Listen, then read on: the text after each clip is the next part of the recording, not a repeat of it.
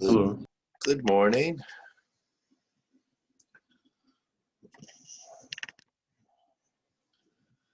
Okay, let's get things set up here.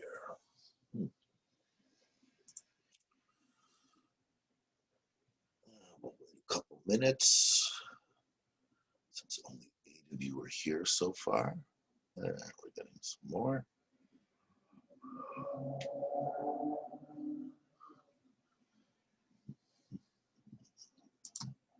There we go. Yeah. So, how's everyone doing on this rainy, gloomy morning? Good morning, Mala. Good morning, sir. How are you today? I'm not bad. A little gloomy out there. Yeah, I don't It's- like it. No. We had enough. Well, it's funny. I mean, I'm convinced. The weather impacts us. I don't know about you, but like I get up very Yeah. early in the morning. But when I can hear out my window, that sound when the car is going over the road when it's wet, that little shh, so you know it's raining outside. And then I'm like, it's awfully dark. Yeah, so it makes it harder to get up. It's a little bit different in my country. We used to have a lot of sun and a lot of warmth. And whenever it was raining, we were very happy and in best days ever. But here, it's a lot. Yeah, it's a lot.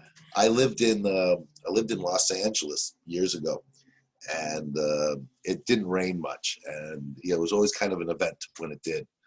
We'd all kind of run out there. Let's all just let the rain come down, especially when it was really hot for weeks on end. Yes, I think it's all about the geography where people live. Of course, yeah. It's yeah. No, Montreal has its very distinct. I grew up in the States, mainly on the East Coast, Boston, New York, and I've been here for many years. But the winters here still get to me. They're just so long, so cold. Oh, your dream to live in LA? Well, I'm an East Coast guy from New York originally, then Boston. So yeah, LA. I have my siblings, brother and sister, who live in LA. So I go out there and I visit them. I like to visit. I don't think I'd live there again. Something. Really? Why? I think that the best place for living is LA. Well, I mean, to each their own, I suppose. I've always made the comparison because and it's interesting. I can tie this into our course, by the way. I'm not just going to ramble and so on.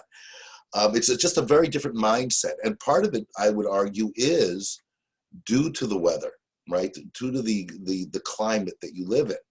So, the thing with LA, you're walking around in a t-shirt and shorts, on Christmas and New Year's Day. And, it doesn't have a certain, I mean, growing up in New York and Boston, you have a very gritty perspective on things. Winters are not as bad as Montreal, but they're harsh. And, it affects the attitudes, I would suggest, of people.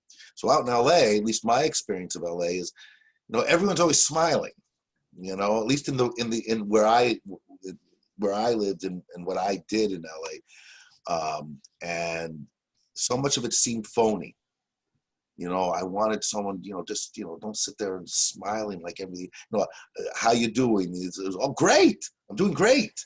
And it's like, oh, really?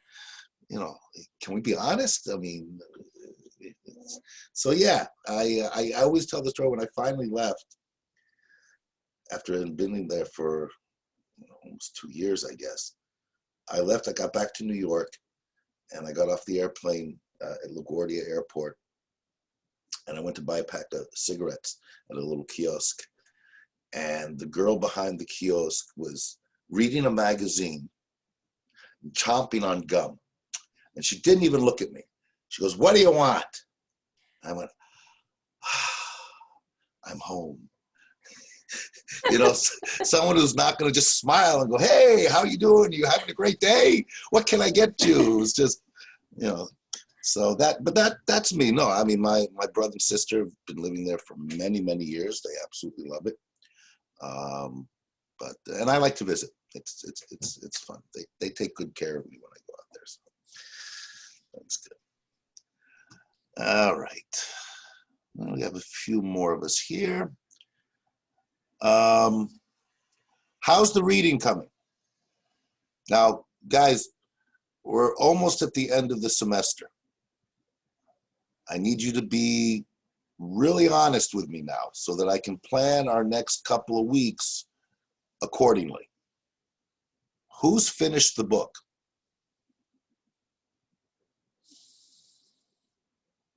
All right. You should all, don't worry, I'm anticipating this. I really need you to make an effort, a strong effort to finish the book by next week. All right, now, let me explain one of the reasons why. We technically have, hold on, let me see, after today, we technically are scheduled to have 3 more classes. We have our last class is on the 21st as is scheduled. Now there's a problem with that. That's a makeup class. Remember the Friday that we missed because of the holiday, right? So they've scheduled us for the 21st. Everyone who has a Friday class has their last Friday class on the 21st, which is what I was anticipating. That's when we do our exam. But the exit exam, the ministry exit exam, is on the 21st. So I've been told that we can't do our exam on the 21st because there'll be a conflict with those people taking the exit exam, and the exit exam takes precedent. So basically, we're losing that class, all right? Which means that The exam would be at 14. Okay, so that takes away a whole week and a whole class for us to prepare for the exam. I'm not happy about it, and I'm having to rethink what to do in these last 2 weeks now, because I don't want to overwhelm you, but at the same time, I need to ensure that you are ready to respond to questions in that exam on Dune. And you can't wing it, not the type of questions I'm going to be asking. You need to finish the book.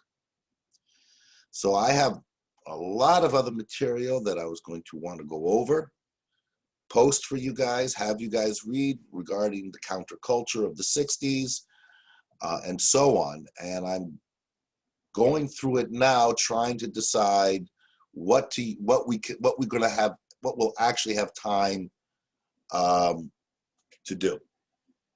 All right. So David, you say you think that the exit exam is canceled. When did you hear that? I received a mail. I don't know how long of saying about the English exam was canceled, the exit exam. Yeah, you double check it. It's not. Right. I was just talking with powers that be yesterday. Anyone here who's taking the exit exam, you should have received a mail that gives you a link to the exit exam. So what they're doing, because the exit exam is going to be done online. Okay. And that email, that mail you got is a practice link, if you will. If you click on it, it shows you what you're going to have to do on the 21st when you take the exam, how to navigate through the online stuff and get to the exam so that you're not getting bogged down and losing time on the day of the exam.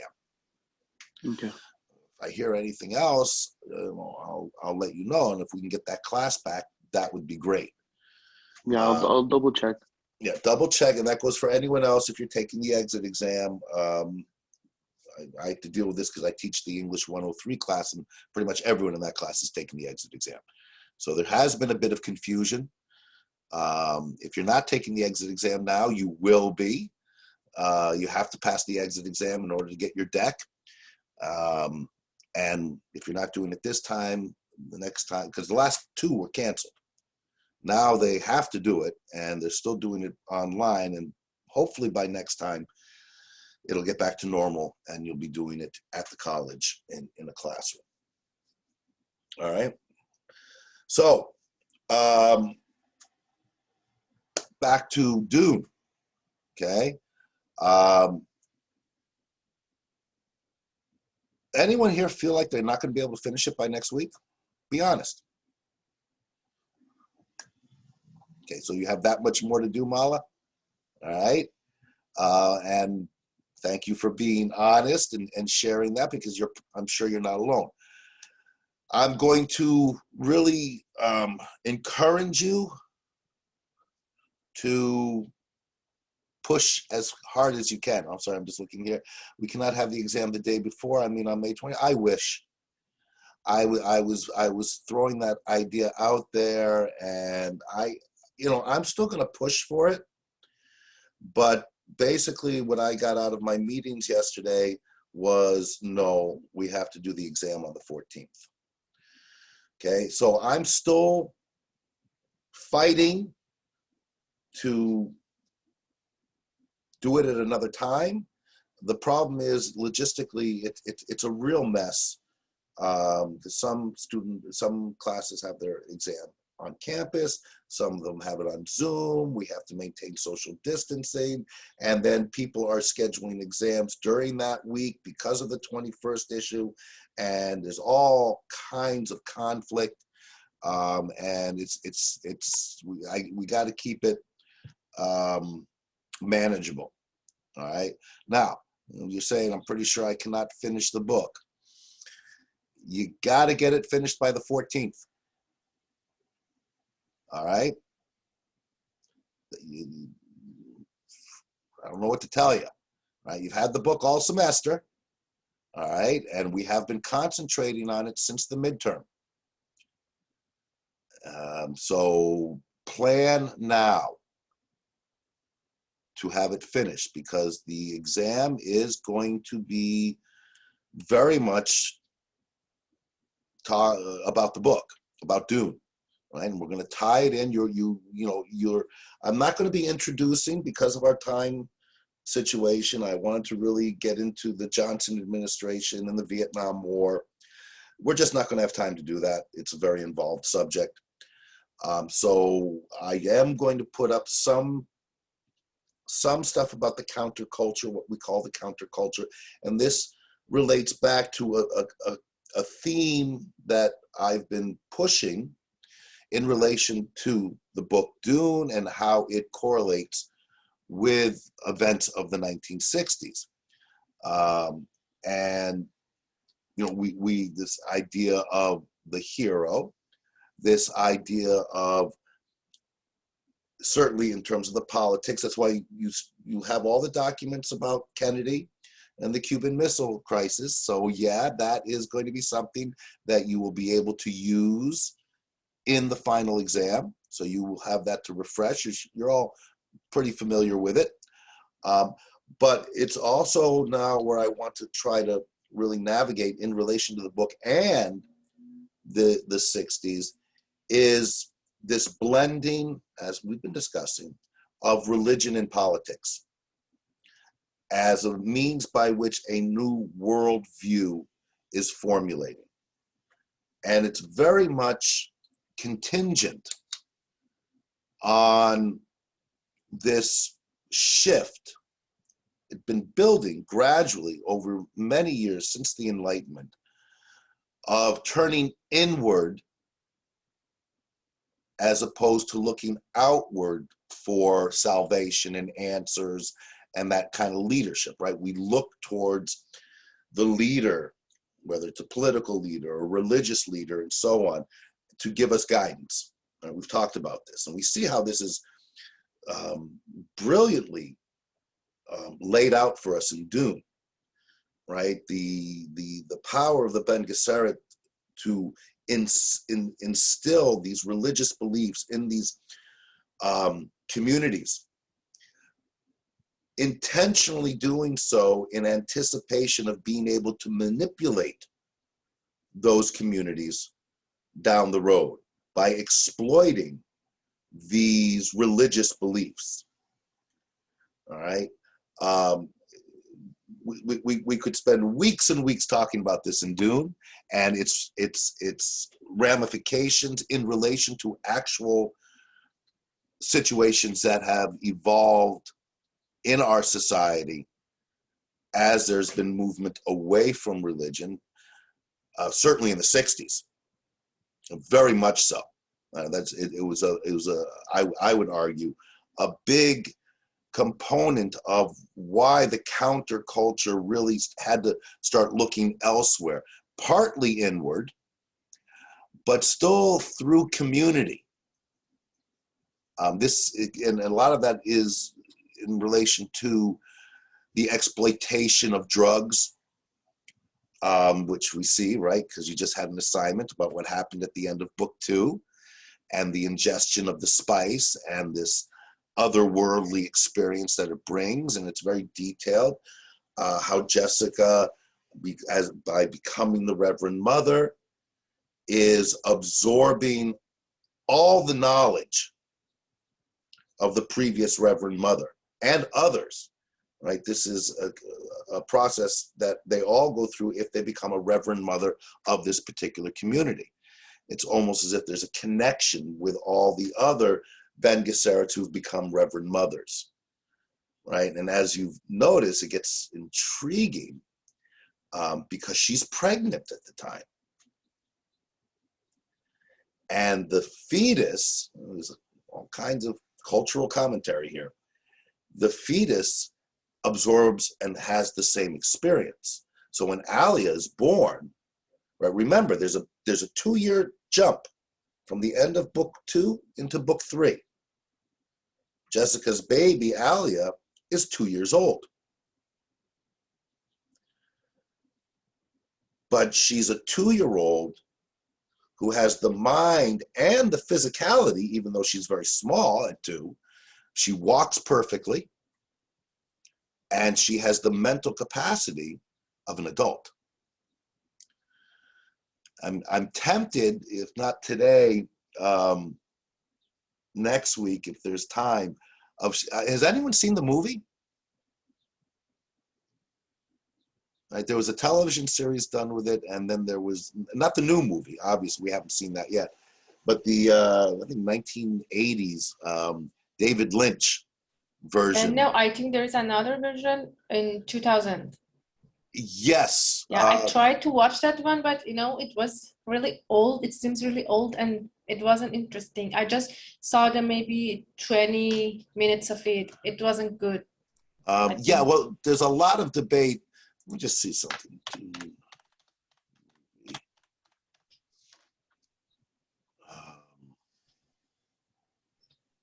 Yeah, okay, so David Lynch, this is the more known movie. It's the David Lynch movie of 1984. And it's really weird. It's become a bit of a cult classic. So people love it. It's David Lynch. If you're familiar with David Lynch's films, he's a bizarre filmmaker. But a lot of purists, people who've read Dune 100 times and so on, I've never gravitated towards it. But that would be something where I would show perhaps some clips, but I want to just, there it is. Year 2001, which one was that? Yeah, I think the one you're referring to is actually a television miniseries that was supposed to, I've never seen it. It's supposed to be awful. Yeah, that's the 2001 with William Hurt. Where are you guys? Get you back here. There you are. So, yeah, I'm thinking of showing perhaps. I haven't been talking much about the movie because my concern is if you watch the movie, and I'm not going to tell you you shouldn't, but as I say to my students in my English classes when there's movies of the works that we're doing, It's much better to watch the movie after you finish reading the book. Because if you watch the movie before you finish the book, then the images that you will encounter by watching the movie will shape the way that you read the book. Right? If there's any Lord of the Rings fans out there, yes, Gandalf, Bilbo, Frodo. No one. You haven't seen the movie? Oh my goodness! All right, I thought everyone. I guess it's older now. I had a big problem with that. I love the movies, but I'm a purist with Lord of the Rings, the books. I've read them like 10 times. And I was always encouraged telling my kids, don't watch the movies until you read the books, because then you'll always see this character is always going to look like this to you, no matter how that character may be described in what you read. And of course, when you have a movie, there's interpretation involved. So the way that the director and the screenwriter will shape the movie, such as Dune, will change things. And so just because I know you're all a little, okay, I know you're all a little anxious about being able to finish the book, don't go the route of watching the movie and not reading the book, because you'll run into trouble in the exam. The movie leaves a lot of stuff out. Stuff that, right? Sorry. Yeah, go. I was gonna say in high school we had to read The Shawshank Redemption. Mm-hmm. The book, good stuff. And then after we read the book, we watched the movie, and the movie changed so many things. Like Red the Irishman, who got his nickname Red because of his red hair, was changed to Morgan Freeman. I know. No, it's interestingly enough, in the new Dune movie that's going to be released at some point, the character of Liet, remember the Freeman leader, right? The one that helps Jessica and Paul escape, the father of Chani, who dies, but a major character in our story. We were talking about him last week. That's who Paul has to win over, because he is, for all intents and purposes, the ultimate leader of the Fremen. That character has been changed. It's now being played by a woman in the movie. I'm curious. I think it's workable, but it's again an example, as Mikkel was also pointing out, of how they will take liberties. So be cautious with that. But I think the worst book representation in movie is it's not that new anymore, but the newest iteration of Fahrenheit 451. Oh, I haven't seen it.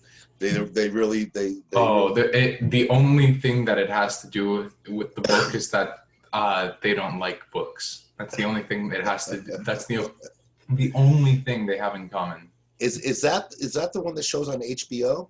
I think so. It's the one with. It's a series. No, it's a movie. Oh, it's a movie. Okay, I think I've seen bits of it on HBO, but yeah, I immediately I could see that it was going in directions that I didn't want to. Yeah. All it did was get me to want to go and read the book again. But yeah, so bottom line is, don't rely on the movie. All right. And if we had more time, I would love, after we all finish the book, to watch the movie together. It's now, if any of you have the movie network, from Bell 5 or what other, it is available. Not just on YouTube. I don't know if it's available on YouTube, but I know it's playing. So if you have, Crave or something like that, you should be able to find it. But again, two things. Don't, try not to watch it if you haven't finished the book, and be prepared. It's weird, though it's got a good cast, and it's David Lynch, but it's a strange one.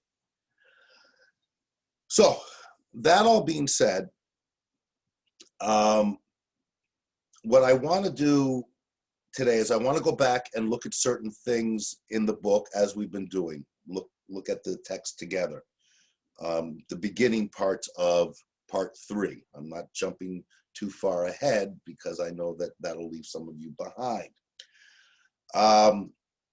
And then in the second half of today's class, I'm thinking we may try the breakout rooms again, and look at and continue with what we started last week, because I posted, well, 3 of the breakout room notes because I didn't receive the notes from the other 2 until this morning, so we can look at that.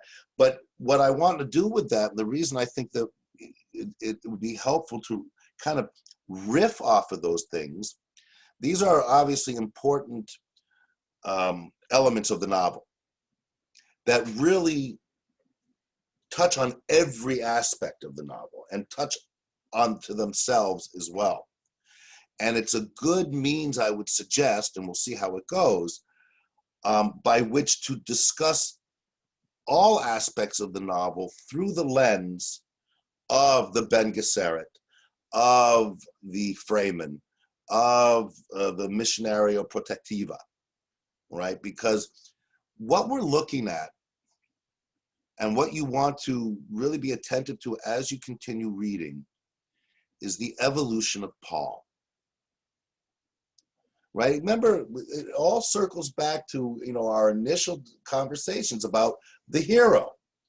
Don't worry, I have your first, that little mini assignment there where you all, what the hero. I'm going to be bringing that out next week. All right, I want to see how our ideas about the hero might have changed. If again, we're losing that class, I wanted to do a whole class on that. I don't know if we'll be able to now. But in terms of that idea of the hero and everything that entails, right? And you want to always now, all the way through the rest of the course, be thinking of it in terms of the political hero as well as the religious hero, this fusion of the two. We see this in Paul. As his stature is elevated among the Fremen, right? How stable is his position of power? And what is the root of his power vis-a-vis the way that the Fremen respond to him? Like those of you who've read ahead, you know that a lot of the young Fremen now are saying, okay, it's time for Paul and Stilgard to battle out, right? So that there's only one leader, right? Because Stilgard, of that particular group of Fremen. And what will be, I don't know if we'll get to it today, but what you certainly want to be anticipating as reading is how Paul navigates through that problem. And it's where he fully starts developing this distinction between the secular and the religious. How this becomes a new, in a sense, evolved, so not so much new, but evolved concept of the hero/leader. And with all the responsibilities that come with that. Remember, with Paul's prescience, he can see the future, right? So this does incorporate, along the religious lines, this element of the supernatural, right?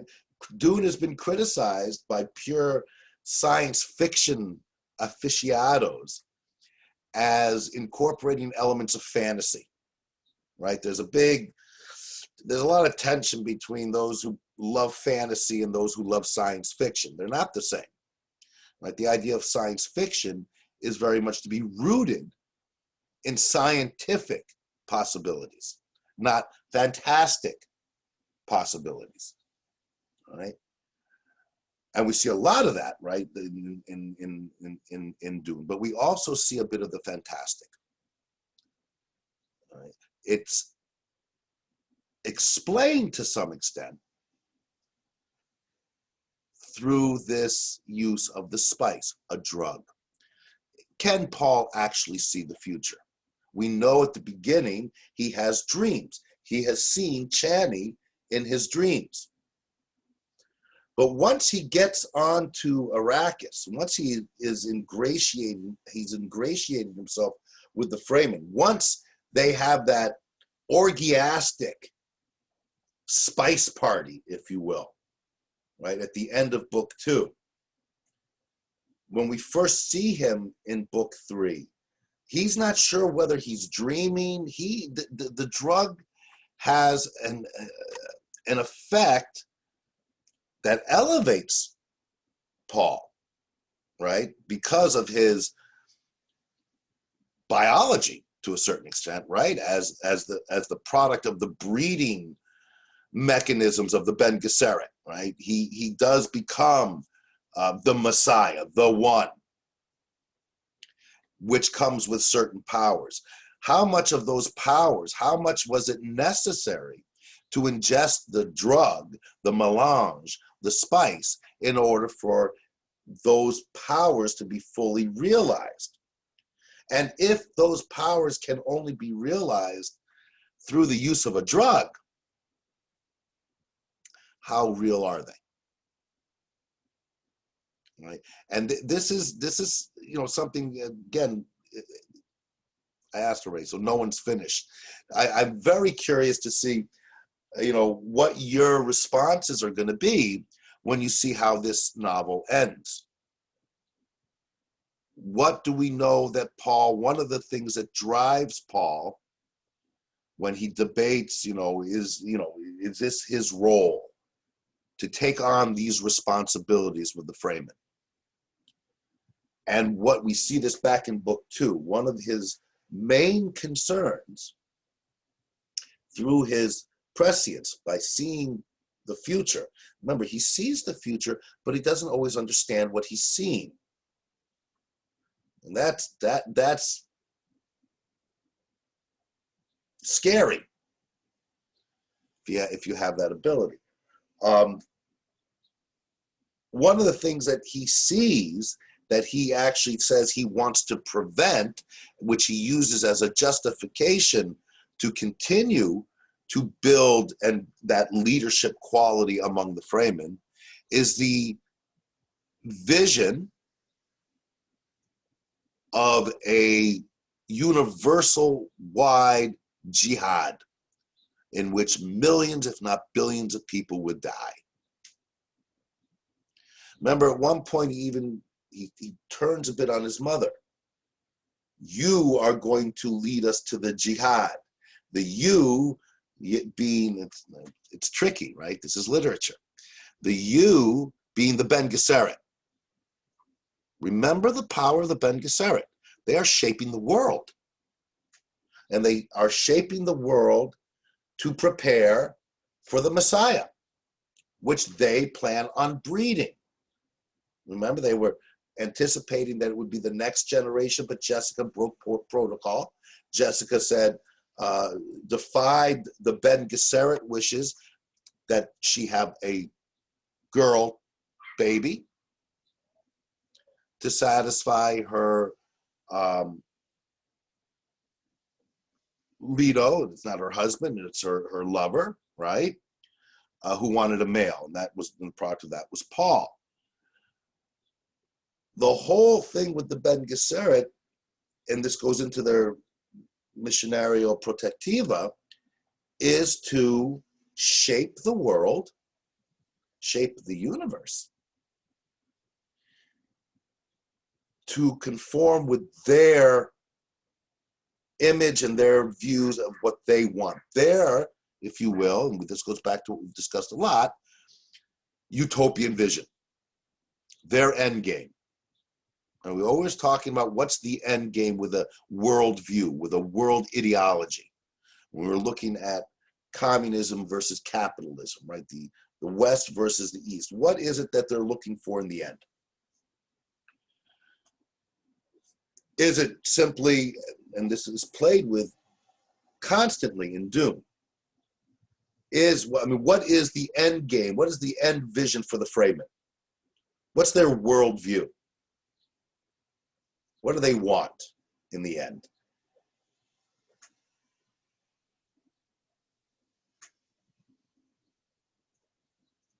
I mean, what are they doing?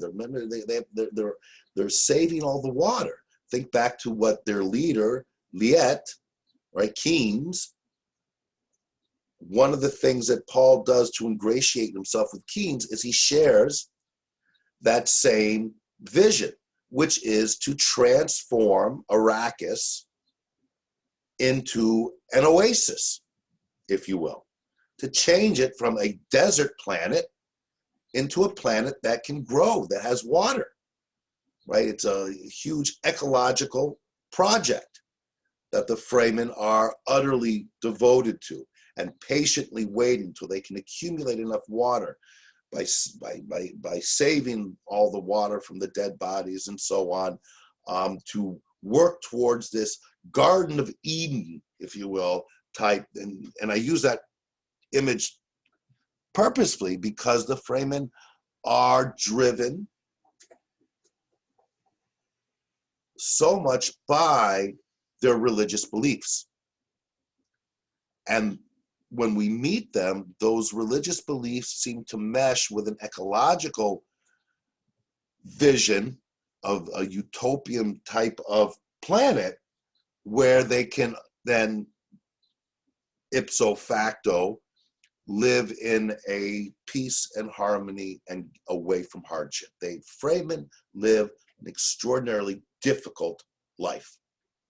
It's another theme that runs through the novel that we encounter at the very beginning of book 3, where it's clarified for us in terms of the idea that the greatest strength you can get out of the individual, which then is what you need to build the strongest possible society, the greatest strength can only be revealed under the greatest hardships. Right? I mean, it's a classic, you know, when the tough get when the going gets tough, the tough get going.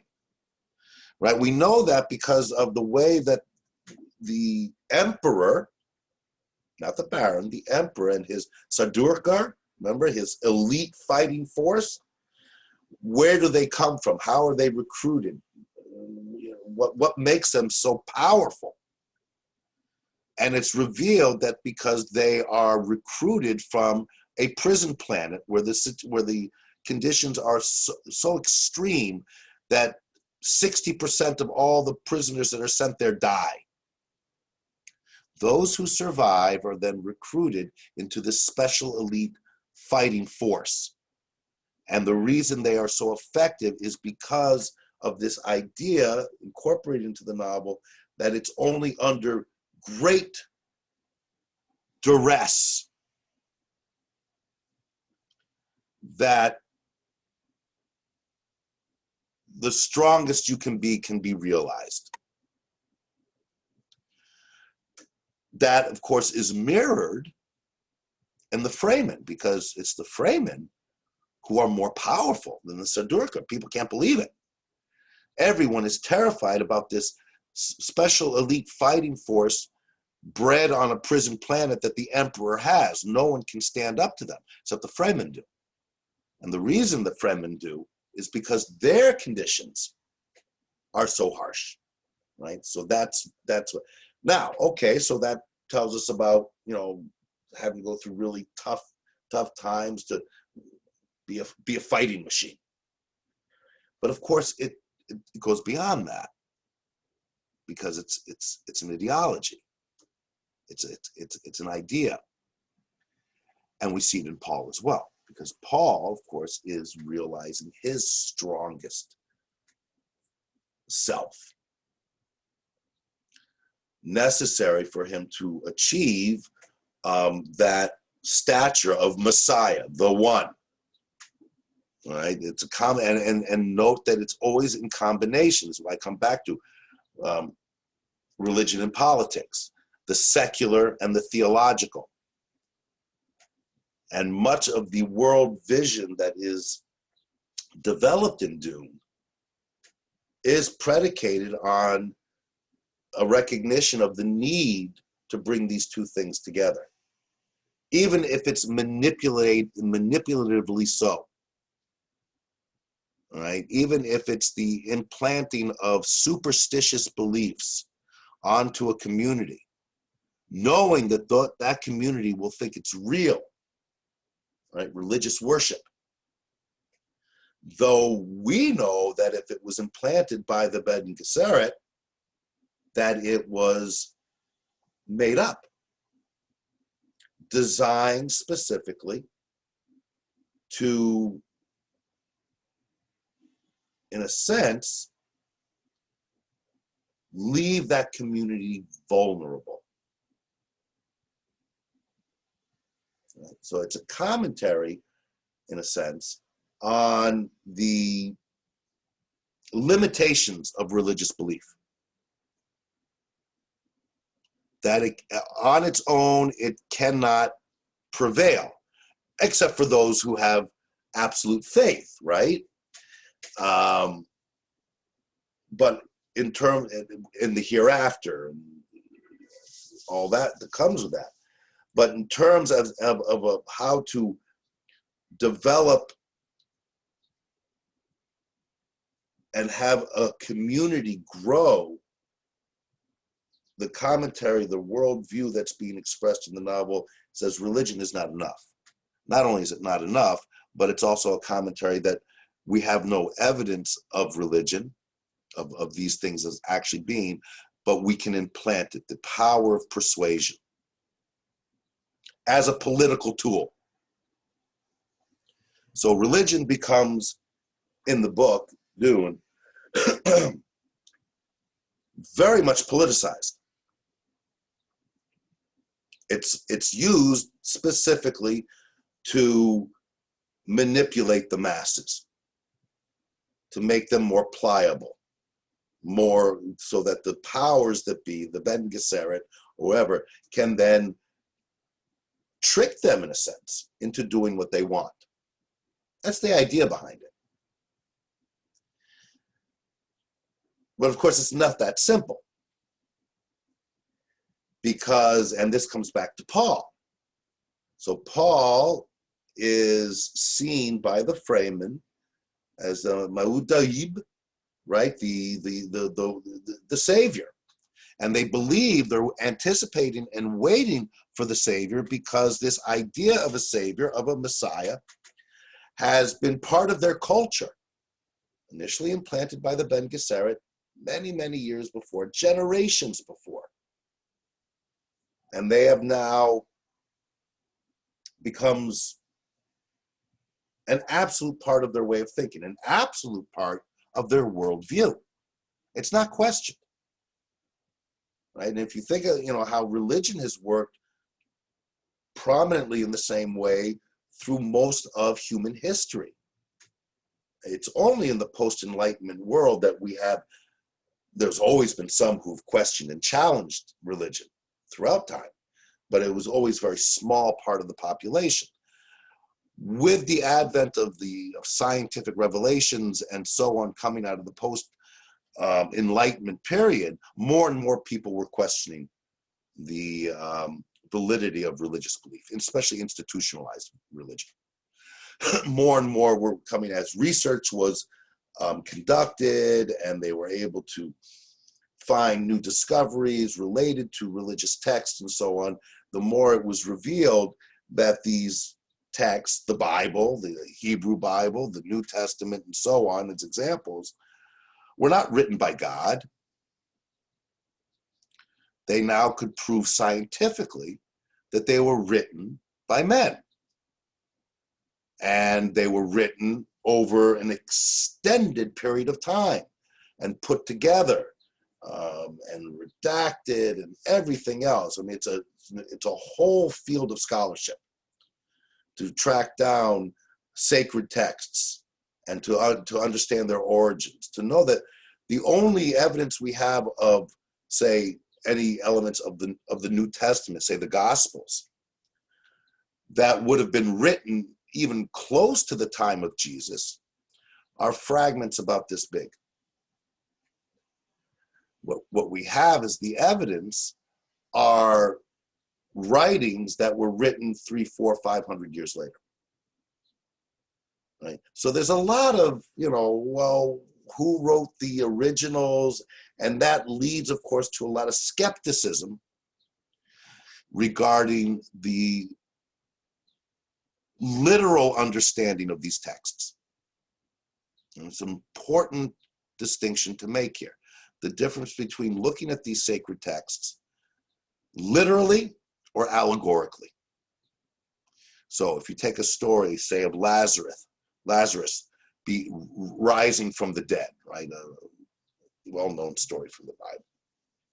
After being killed and buried for 5 days. We can all sit here and say, well, that's not possible. A body in the ground for 5 days would be decomposing, et cetera, et cetera. So we can't look at it literally. Therefore, are we meant to look at it allegorically, right? And more, yes, that is the belief. It's an allegorical idea that everyone rises from the dead and has a life in the hereafter and so on. But that's problematized when you have people who have or approach the Bible from a literalist standpoint. Once you start moving away from literal reading of the Bible, then you start to question it. Because if it was written by people and meant to allegorically, then those people are imposing their interpretations. And you lose that corporeal element that you can hold on to, something solid, right? We talked about this, so that it ultimately, and this theologians have been arguing this even well before the Enlightenment, in putting forth the allegorical readings and still having so much that can't be explained, that, and this goes back actually to the writings from certainly in the New Testament with Paul and his letters, and we see it also in the Gospels, the idea of faith. Now, bear with me. I know this is heady stuff, but it's really important, I would suggest, in terms of not just understanding the novel Dune, but also trying to get a better understanding of what was transpiring in the 60s. The diminishment in the acceptance of a literal understanding of the Bible and the sacred texts leads towards, okay, faith-based blind acceptance, which prevailed for centuries, is now being dismissed. There's still plenty of people that have it, and it's, as I've heard people describe it from people I know who are, it's like a gift. I mean, they genuinely believe, not an iota of doubt, right? But many people can't get there on their own. So they have to look elsewhere to find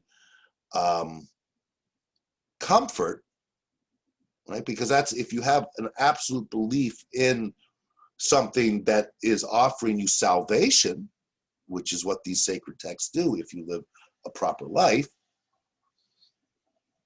atone for your sins and so on, the reward is heaven. Of course, I'm talking about a limited number of religions here, right? It is much more complicated than this. I've taught along these lines, and it's really involved. I'm writing my dissertation on political theology, and it gets all into this. So I'm trying to talk about it with you without losing myself into my own dissertation mind where I don't even understand what I'm saying. But the need to still, I suppose, find the balance between the literal and the allegorical in looking at these sacred texts, which are designed specifically to shape the way that a society views the world. It really is about how they view the world. It's also about, what is right, what is wrong, ethics and morality, all those things. But underlying, the bottom line is, how do I see the world? And do I see the world in an absolute, pragmatic, empirical way? Many people do. Most would probably call themselves atheists. That there's no evidence for a higher power. There's no evidence that these miracles ever occurred. I'm not going to believe that.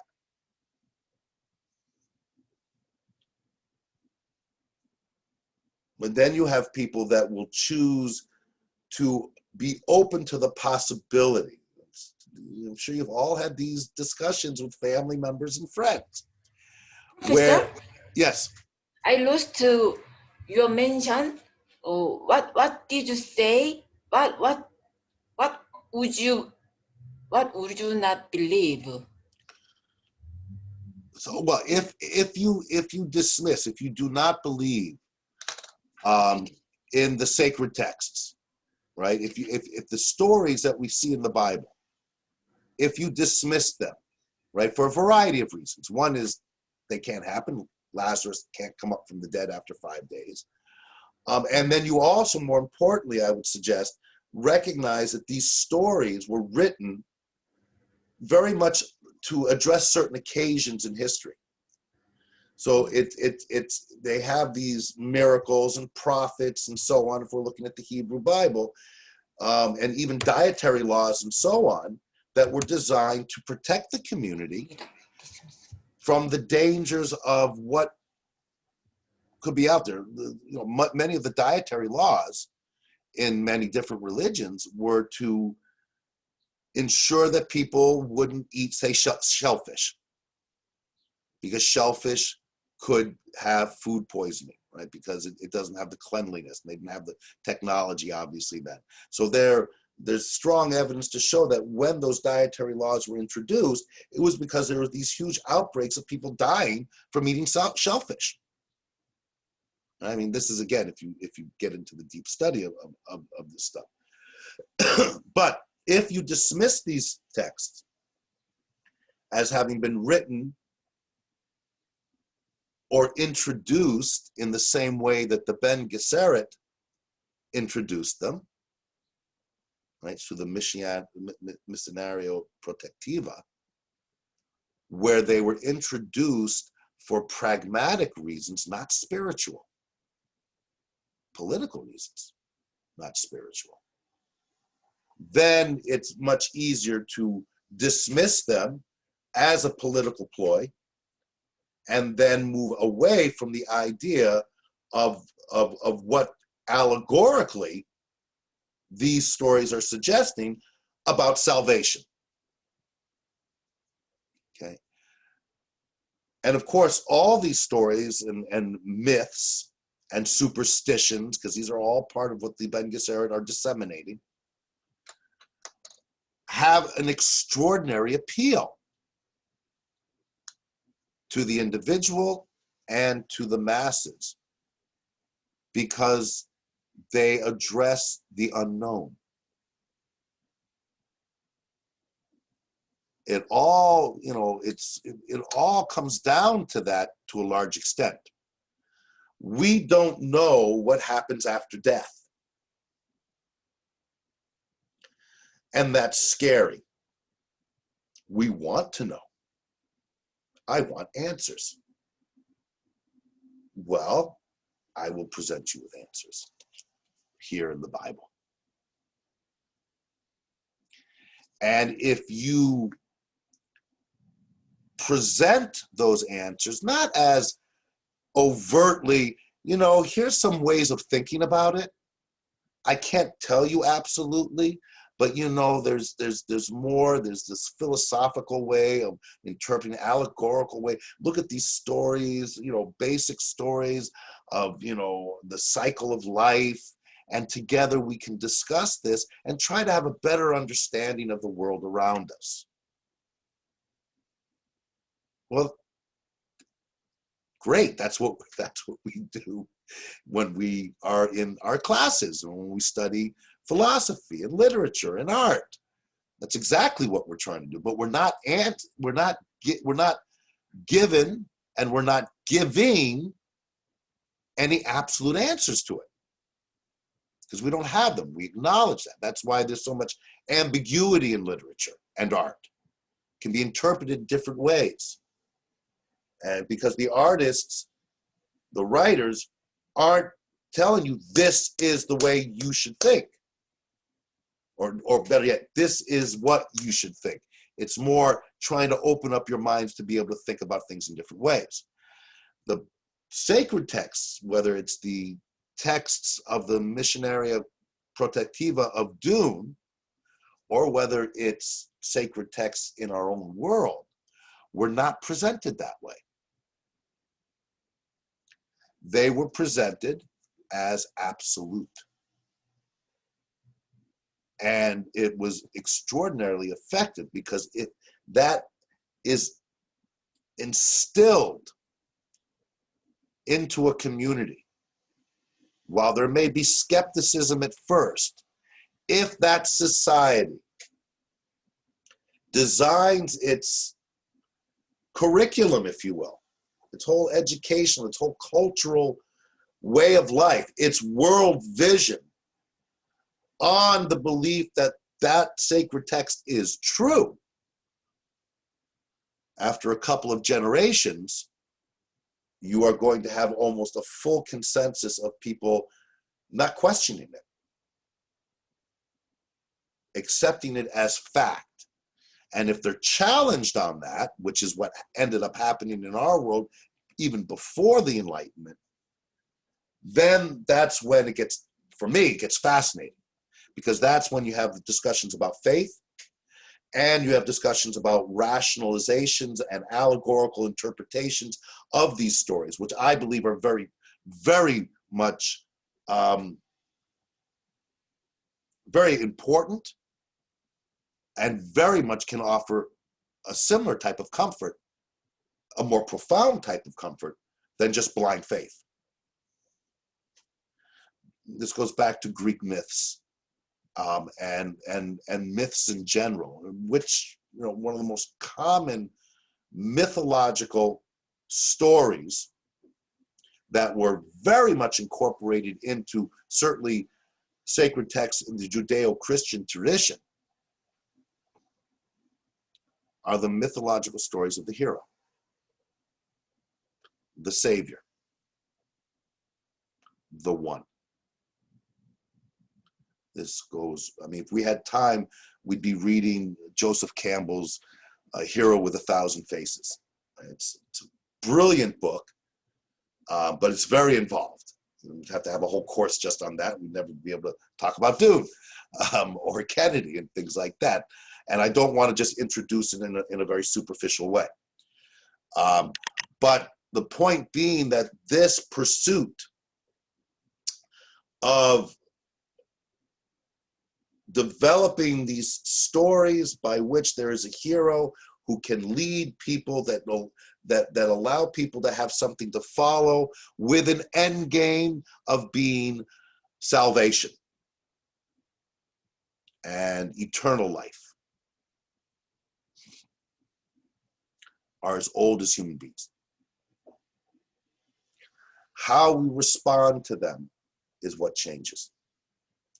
So if we bring this back into what was developing throughout the years after the Enlightenment up until the 60s, and this is one of the points I've been really, I know it's a bit repetitive, but I really want to instill this in you, is with the death of Kennedy. Kennedy arguably was the last mythological hero in American politics. You could make the argument that Trump was trying, and I believe it's true. I think Trump was trying to rekindle that because he was presenting himself as bigger than life. The difference is, of course, well, there's a lot of differences, but I would suggest it was much more, I'm not even sure. It's not necessarily a fair statement. I was going to say that it was much more consciously trying to be constructed under Trump. I'm not sure. I'll retract that because I think it was very much constructed for Kennedy as well. That remember we talked about this when we were talking about Kennedy, the perception, the image that is projected is often much more powerful than the reality, right? It's much more encompassing.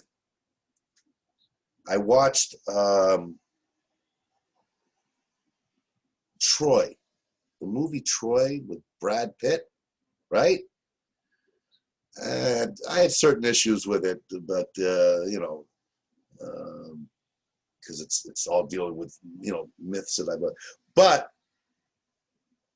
the Brad Pitt character, right, plays Achilles.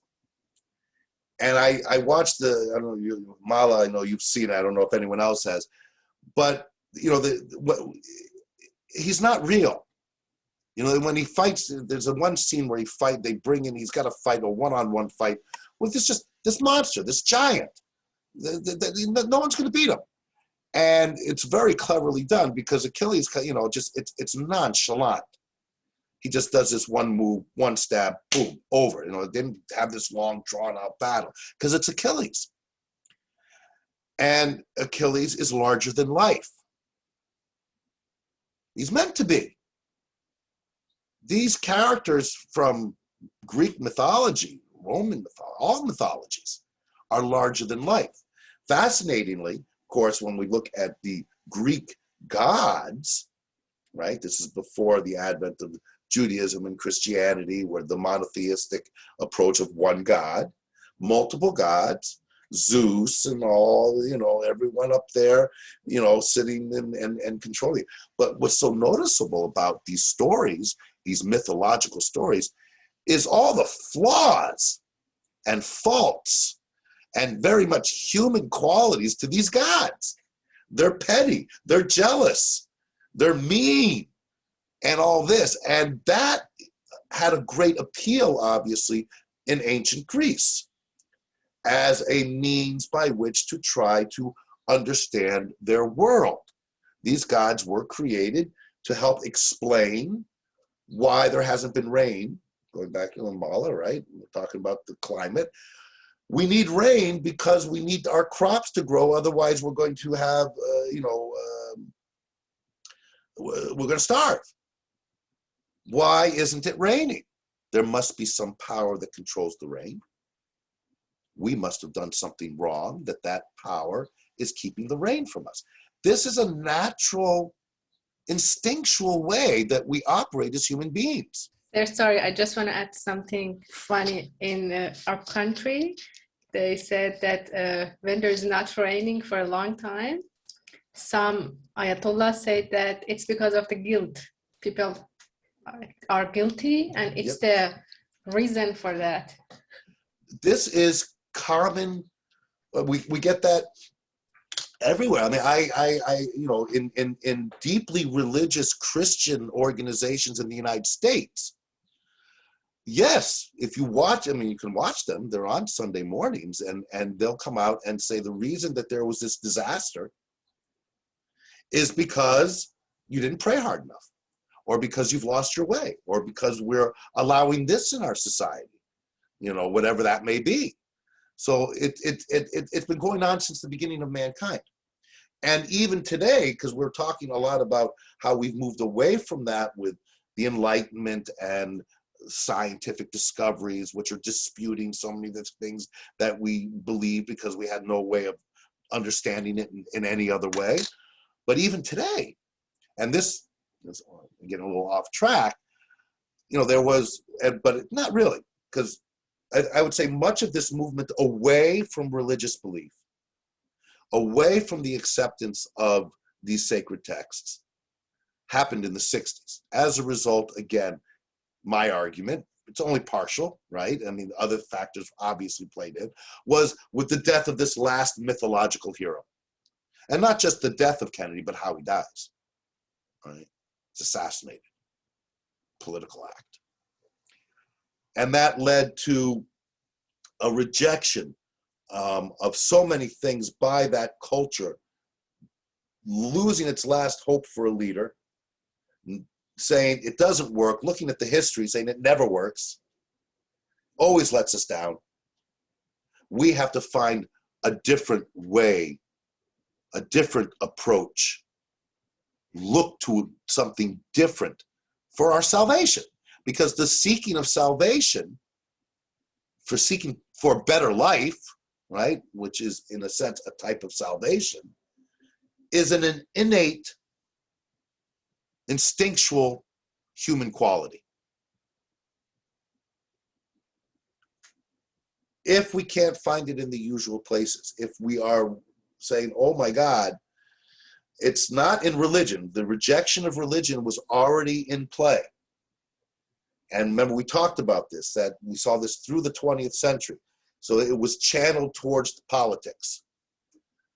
Much of it towards really horrendous political systems. Nazi Germany, Mussolini's fascists, Franco in Spain, Stalin, all right? An ideology which we're familiar with, stemming from a Marxist ideology, which is very vocal. Marx, in the original documents of Marxism, very vocal about the need to get rid of religion. That religion is the enemy of progress. The communist state and communism in general, and this was, of course, one of the great conflicts it had with Western civilization, communism, as it was incepted and to a large part as it was realized, rejected religion. Not just dismissed it, but actively attacked it as being detrimental. Not just dismissing it because it's all superstition and all this stuff, you don't need that. No, on the contrary, it's dangerous. And you can see how that thinking materializes if we relate it back to Dune. What the Missionario Protectiva does, the Ben Gesserit do. It is meant to manipulate. That is quite similar to the Marxist ideology, an aspect of the Marxist ideology. I mean, again, Marxism is an extraordinarily involved concept. And note that I say Marxism, not communism per se, because again, it runs into the ideology behind the concept. What happens when you try to put it into practice? Which is, again, can come back to Dune. I don't want to do spoiler alerts, but what you see at the end is as Paul grows in stature, due in large part because a myth has been created around him, a myth that the Ben Gesserit created that allows for this type of worship of Paul. That is coupled with, of course, his abilities, his prowess, his training, all practical things, combined with a mythological, almost superstitious belief that he is the one, elevates him and gives him extraordinary power. Not just the power to see the future, but the power over the people. How does Paul react to that, right?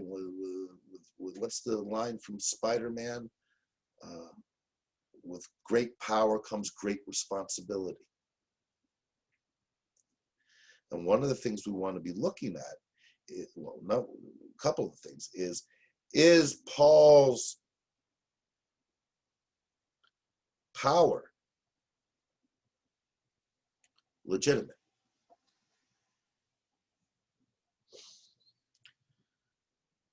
And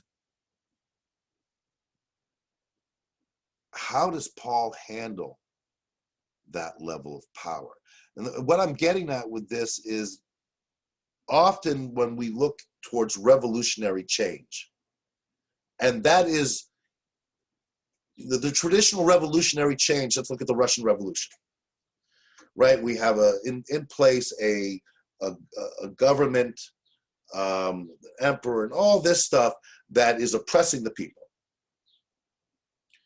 There's revolution, led by the Marxist ideology, 1917, middle of the First World War, right? And there's revolution and civil war.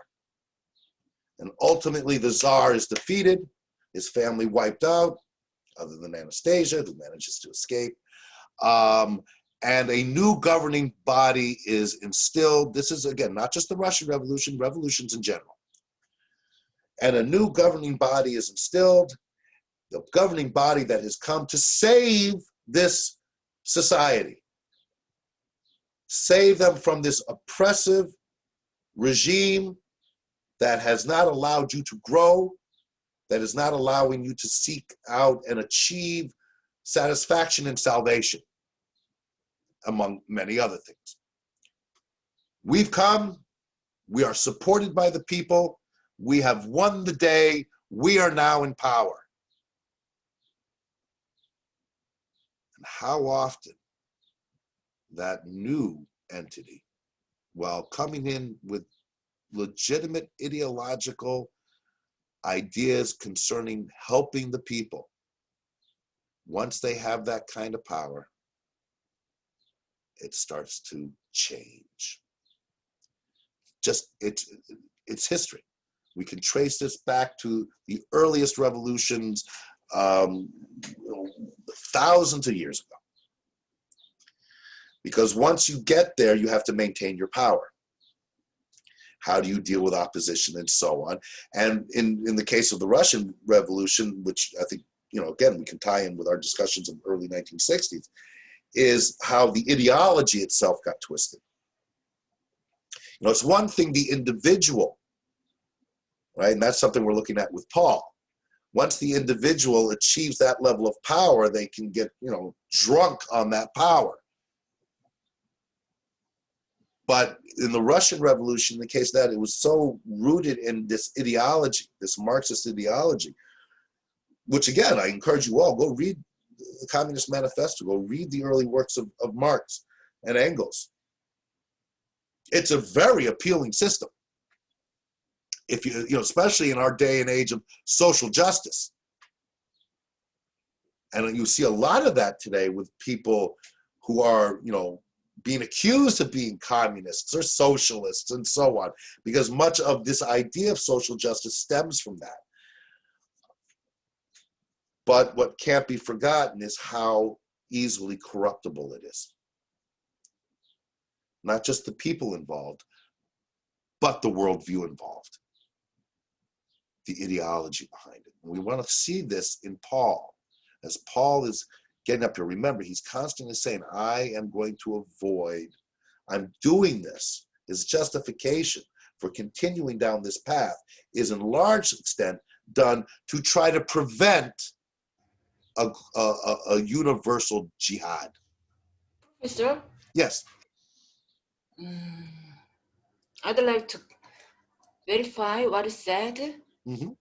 You said not just people involved, but worldview like that. Will you repeat it again?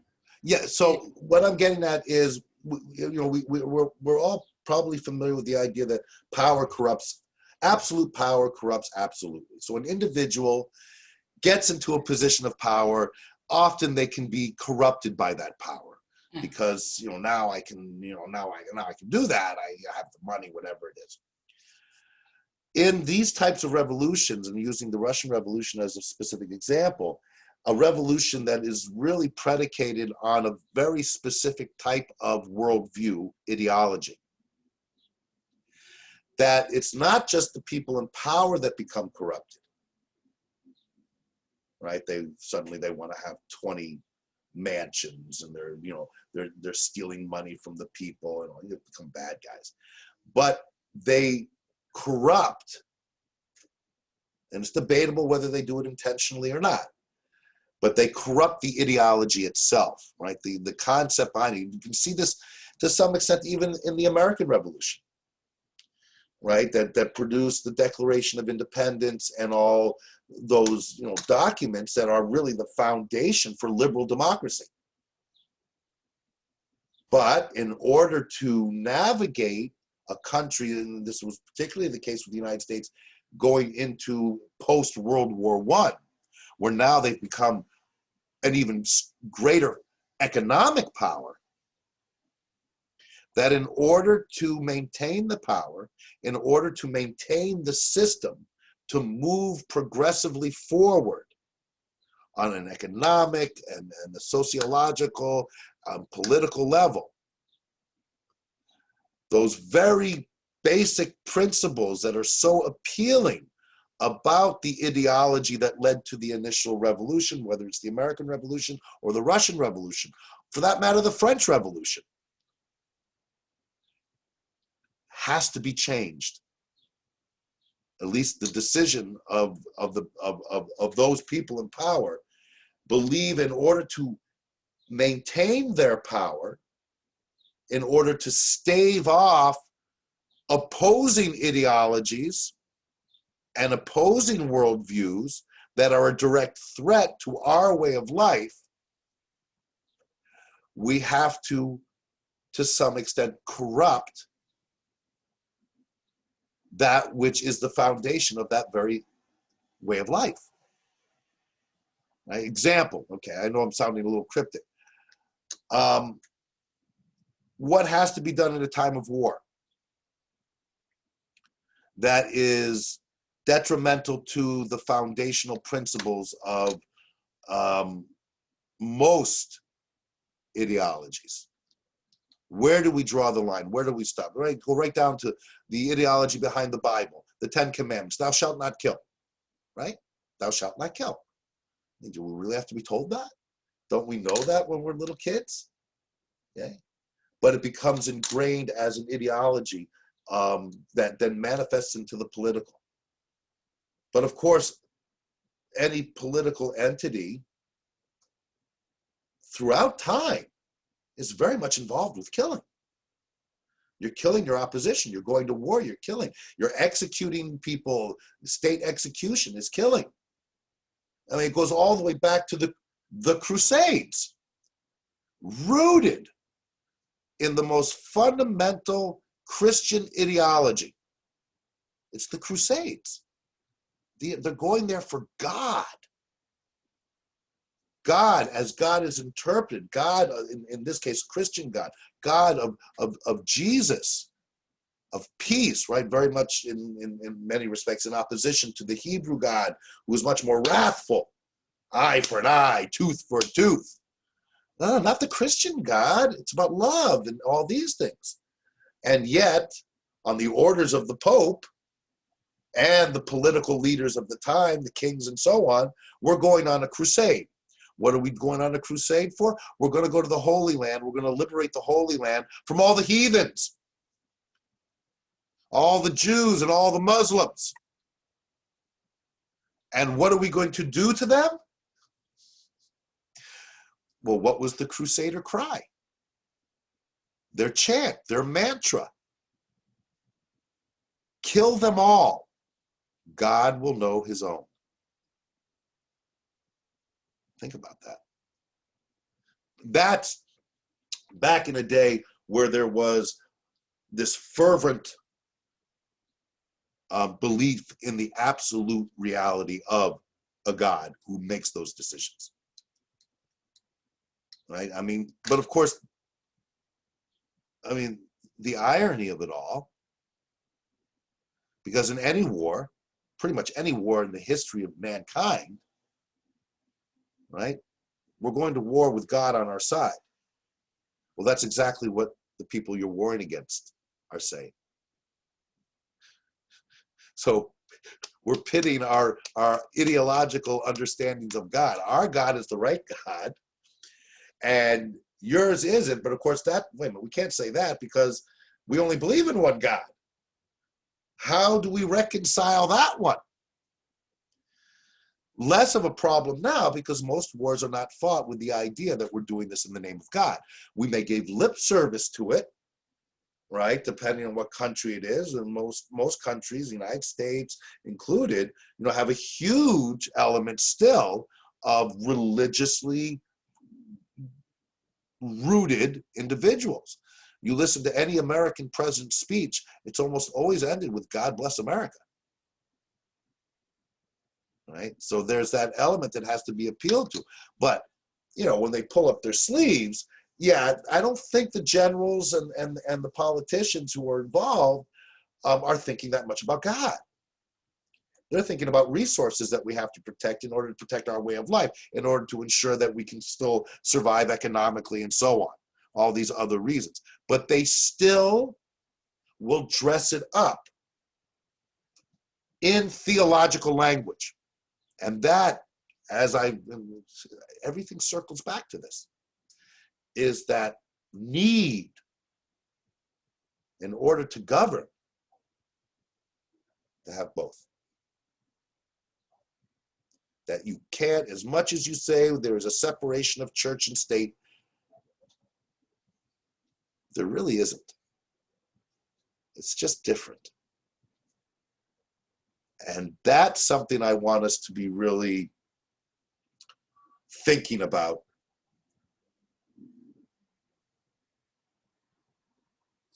How do I put this delicately?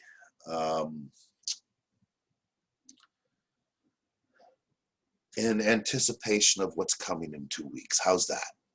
Can I be any more obvious? I'm handing it to you. Okay?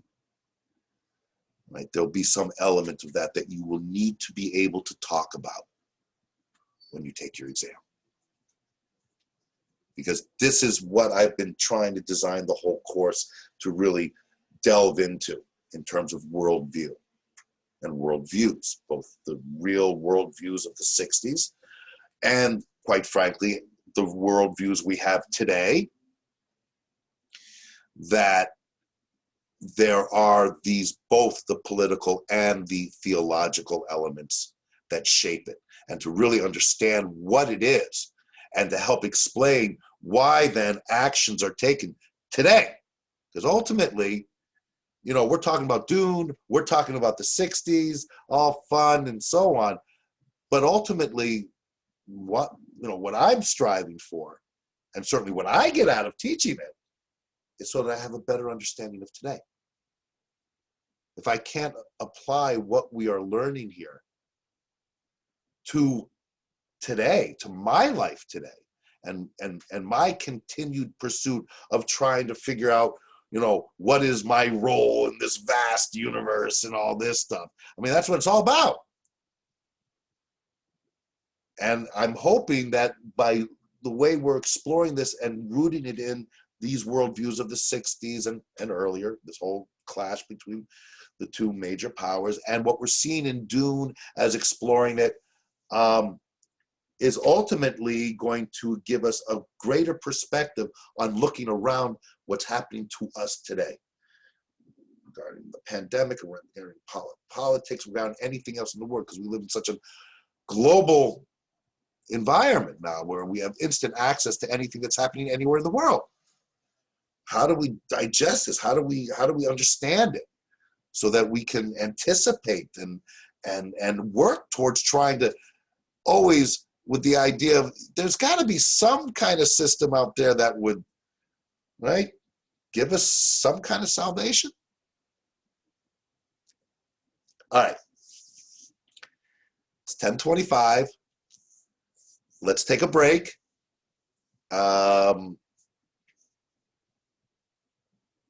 And I will want to look at some things in the text when we get back. And then we'll discuss a few other things, see where we go. Okay? 10:25, so 10:40. Good, 15 minutes. 15 minutes? All right. I'll see you guys soon.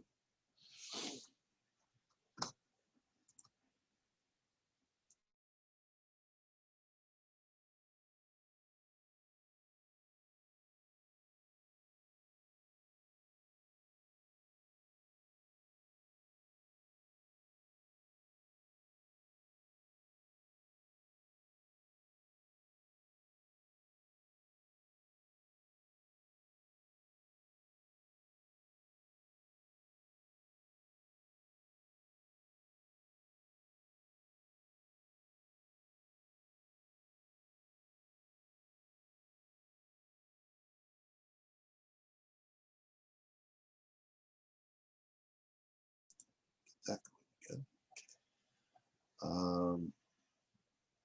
Share screen.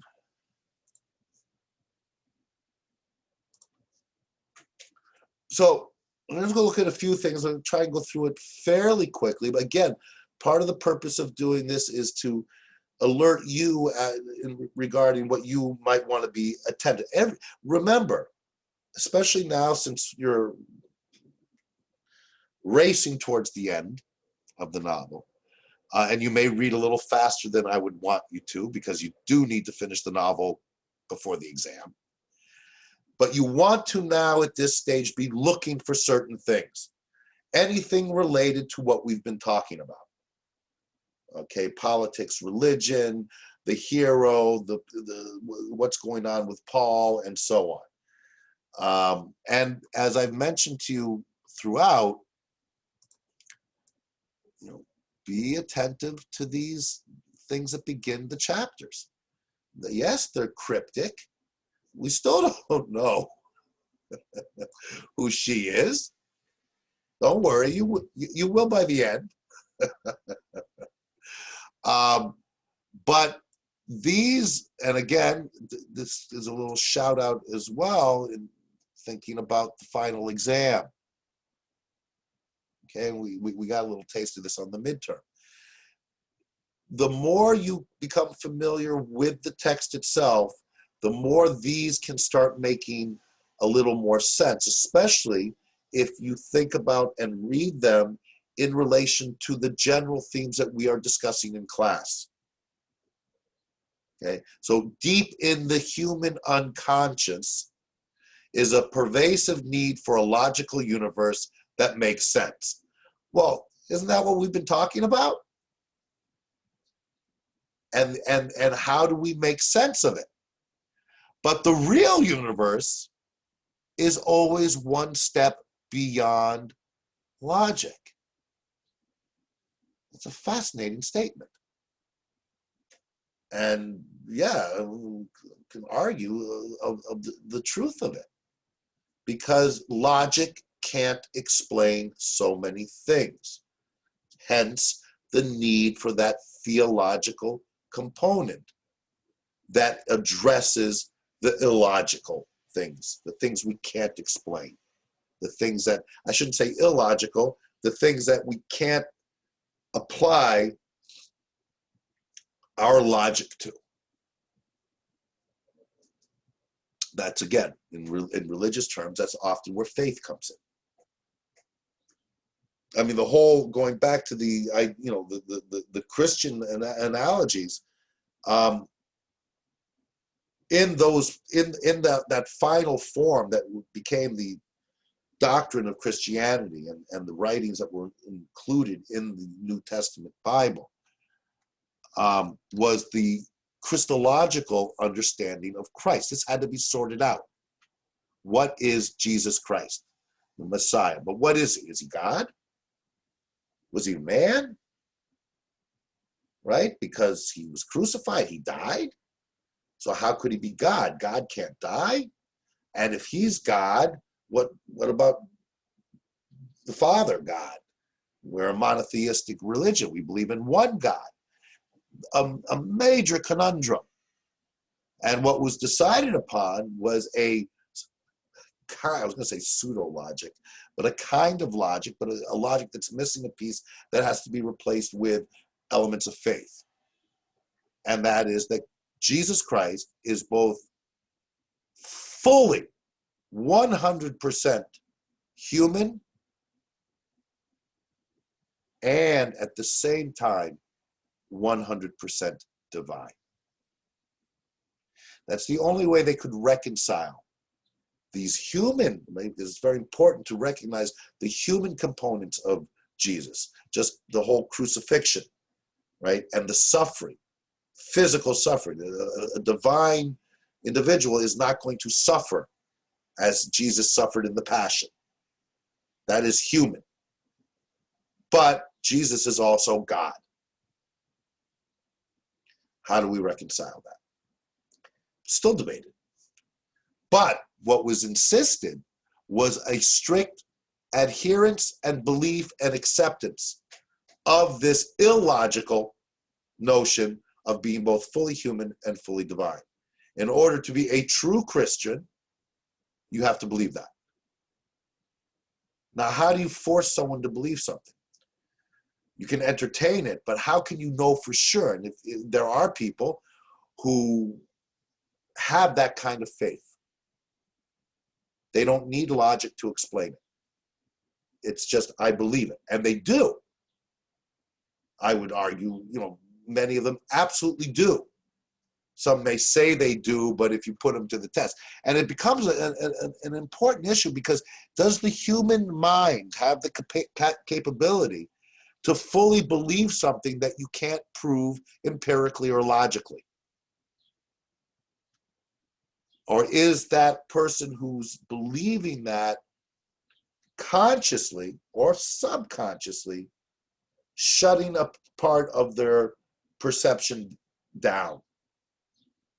I'm not going to explore that, because if I do, it may challenge my belief in it. I don't want my belief to be challenged. I need to believe this. If I don't believe this, I'll be damned. It's very tricky, because it's getting into the human psychology and human behavior and human capability. Any Star Trek fans? Did I ask this last week? Anyone watch Star Trek? Someone say yes. Someone has to say yes. Star Trek. The original series, Captain Kirk. I saw, Professor, when I was young, Hartley. Sorry? I saw Star Trek when Okay. I was young. When you were young. So if you remember, okay. So But I don't understand, because it was they were speaking English, because I didn't understand what they are saying. Okay, but you know who they are. So I have somebody. So a little anecdote about this idea of belief, and this does tie into Dune. Like, how do they believe that he is the Muad'Dib? How does Paul actually believe he's the Muad'Dib? How can you be sure? The reason I talk about the Star Trek, there's an episode in Star Trek when they're transported back in time. Right, Star Trek takes place in the future, right? Sci-fi. Captain Kirk, Spock, right? Now, Spock is a Vulcan, pure logic. The rest are human. I'll make this brief. They're transported back to the Old West of the United States, where they are forced to participate at what is known as the gunfight at the OK Corral. It's a repetition of history. But now they have been sent back as the participants in this gunfight, as the participants who die in the gunfight. What they come to realize through the process of the show, the hour-long episode, is that this is all an illusion. It's not real. They're not really back in the Old West. These are aliens who are creating this illusion. The problem is, while they're down there and they've had some confrontations with the other people, some of their crew have died, been shot and died. And they're going, well, if it's an illusion, how come we're dying? And Spock, the Vulcan, who is all about logic, explains it logically how he knows for a fact that it's an illusion, and that the bullets are not real. For the humans, they're going, yes, but look, our buddy over there is dead. And Spock explains he's dead because he believed that the bullets were real, but they're not. I'm pretty sure the guys that were killed were the guys with the red shirts, because they always die. Well, this one actually is it's a great episode. The red shirts are killed off very quickly. It's left with Spock, McCoy, and Kirk at the end, and they're not red shirts. They can't die. But sorry for those of you not getting the red shirt illusion. But Spock, because he has a purely logical mind, as a Vulcan, can be 100% convinced in his mind he knows the bullets aren't real. Therefore, the bullets can't hurt him. But if there's the slightest bit of doubt as to whether or not those bullets are real, just the slightest, they'll kill you. So, Spock is fine because he's a Vulcan. The humans are saying, okay, I believe you. But how can I eliminate doubt? Like, think about what we've been talking about. Faith. Can you have pure faith if there's even an iota of doubt? In the Star Trek episode, it's resolved because Spock has the ability to do a mind meld. He puts his hands on another person's brain and then can read their thoughts and can also incept thoughts and ideas into the brain in an absolute way. So he can touch them, and by doing so, insert into their brain the certitude, the absolute 100% certitude that the bullets aren't real. That's how they get out of their predicament. But, of course, there are no Vulcans, and no one has the ability to do that, to remove all doubt by putting their hands on your head. So if there's an element of doubt, then the whole system can crumble. The demand in the evolution of Christian, the demand in absolute faith becomes paramount in order to function. But how could they ever know if it was absolute faith? So often that is indoctrination over time, but it's tinged and fully pursued with an element of threat attached to it. If you don't fully believe, if you do not fully accept this, you will burn in hell for eternity. That's quite a threat. So a society will engage in the indoctrination of their children into this belief system with the belief that in doing so, they're saving their children. And that's passed on from generation to generation, where it becomes utterly entrenched. Again, so much of that was the way up until the Enlightenment, when now there was an attack on that. And it took years, but it's still going on, the disruption of that type of belief system. If you can't prove it, it's not real. And you know, it's the same way when you're doing an academic essay. You're going to make a claim, you have to have supporting evidence. Otherwise, you're not making a valid argument. You can say, well, I believe this. I believe that Dune is actually a story about a caterpillar that transforms into a car. And I absolutely believe that. I have total faith in that. Okay. Can you prove it? I don't have to prove it. I have faith. Okay, end of conversation. Good for you. I'm happy for you if that gives you comfort and so on. But I can't have a conversation with you about it. because you have no supporting evidence. That's what is meant here by the beyond logic. As long as we are utterly dependent on the logic, we won't be able to answer certain questions because they defy logic. How do we deal with that if we're not going to go down the faith path? Because we'll always have doubt. Well, we can't resolve it. But we have to make the choices we make in life with that awareness. It's about, and what so many of these sayings before the chapter are dealing with is the idea of continually trying to answer things that are unanswerable, trying to find new ways to approach that conundrum. Because without an answer to that, we're not going to know. We will always be mired in the unknown. But that's, of course, arguably part of life, because we're not there yet.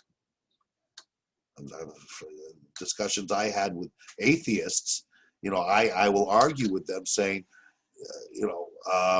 but you can't know for sure that there's nothing. Professor? But they often will say that we will know in time. Science will eventually be able to answer this. I go, I don't disagree with you, but you can't know that now. So how can you take an absolutist position one way or the other? Sorry, Soo-young. Yes. I'd like to confirm whether you said we admire unknown thing. Did you say it like that?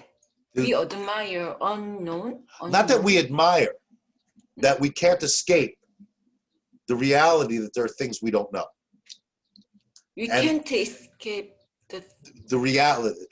There are things that that at this stage of human development, there are things that we cannot know. Okay, it's not that we admire what we don't know, but we should. I think what Dune and so much of our discussion is talking about is you still want to pursue that unknown as a means. But professor, the beginning of hero is somewhat unknown features to the mass, I think. So, but as you always said, we humans have a tendency to worship a hero. We search for someone to be savior of our lives. So I think hero is similar to unknown feature also.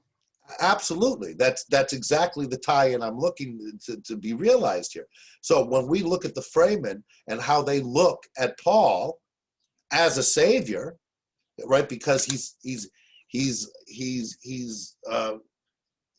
dotting all the I's, right? It's all conforming to this mythological belief system that was introduced to the Fremen by the Ben Gesserit generations earlier, that a Ben Gesserit would arrive to their community with a son, and that son would be the chosen one, would be the Messiah. So, but Professor, but no matter Ben Gesserit produces such method to the Fremen, no matter they manipulated the mass, as you told in class, human has an instinction to worship anyone, anything. Well, not anyone, anything. They have been conditioned, if you will, to worship the one, the Ma'udib, when the Ma'udib arrives. It's, again, you see the similarities with the messianic concepts of Judeo-Christian belief. I'm saying that universal trait of human being, not just in the novel Dune, everyone needs someone to worship. I won't say everyone, all right, because I can't generalize on that level.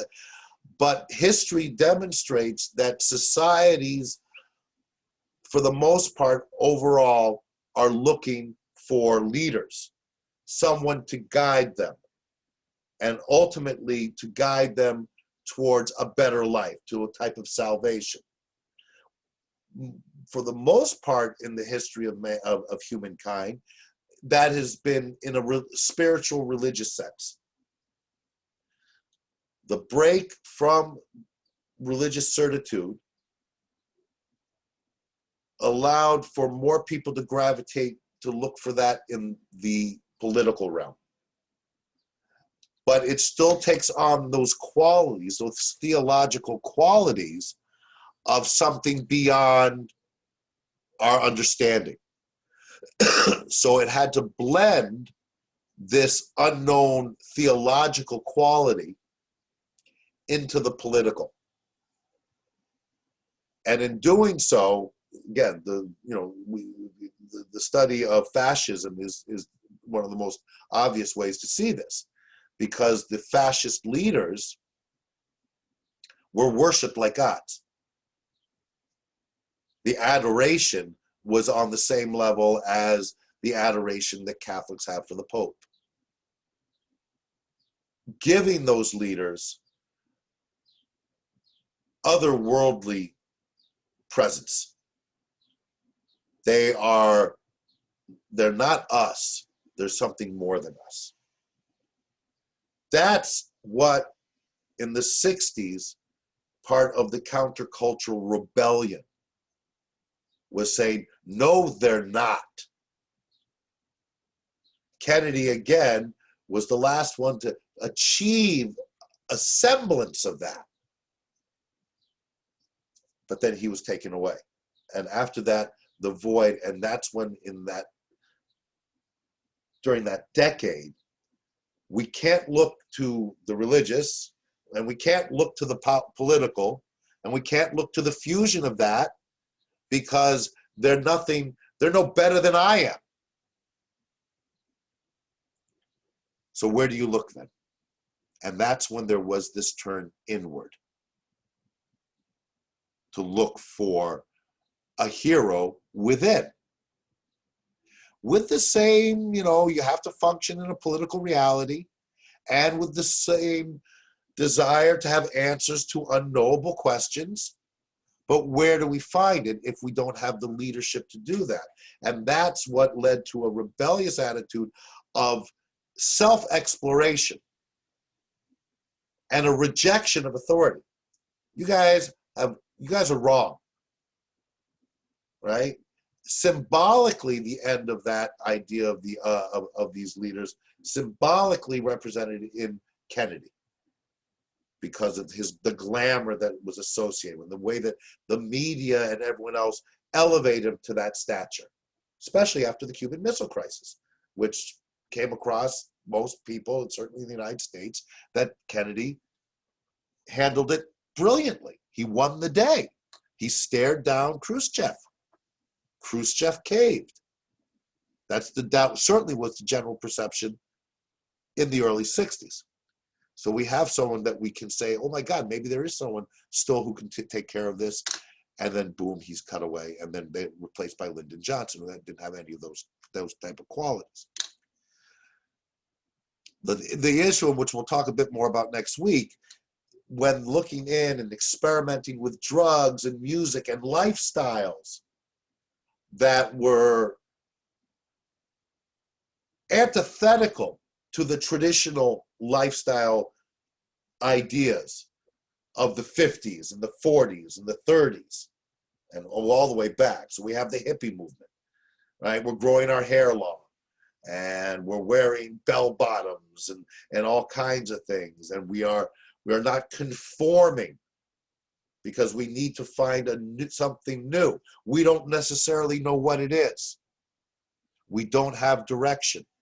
We are going to experiment in many different ways to try to find that direction. The experimentation with drugs and hallucinogens, very much a part of that. It will open your mind. You'll be able to see. And it had great legs.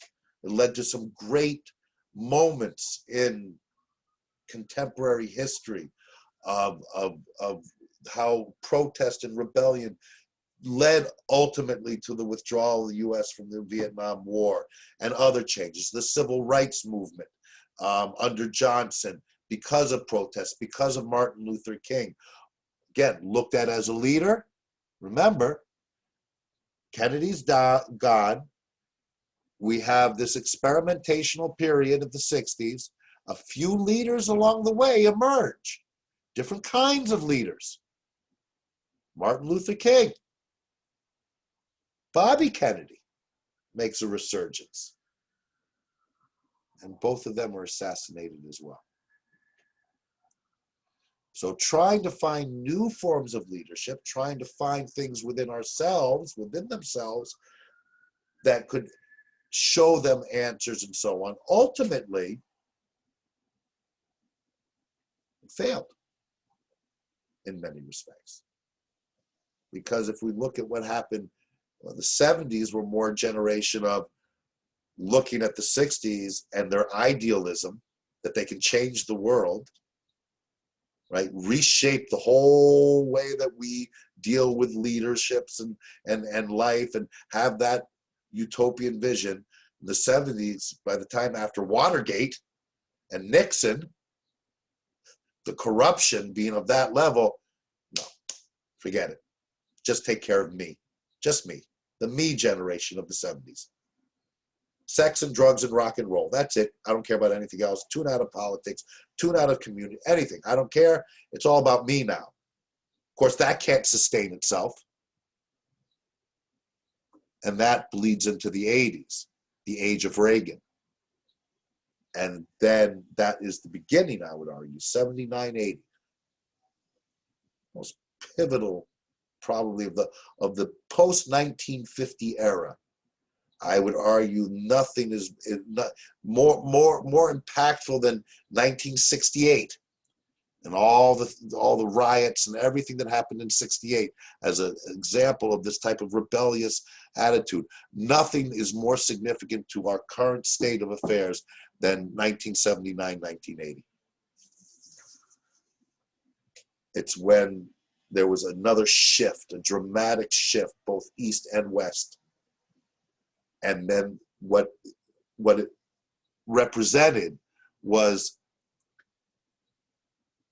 2 decades of experimentation in trying to find alternatives to the system as it is, to find leadership, to find direction, to find purpose. Experimenting with drugs and protest and the hippie movement and new music, all these things part of the counterculture.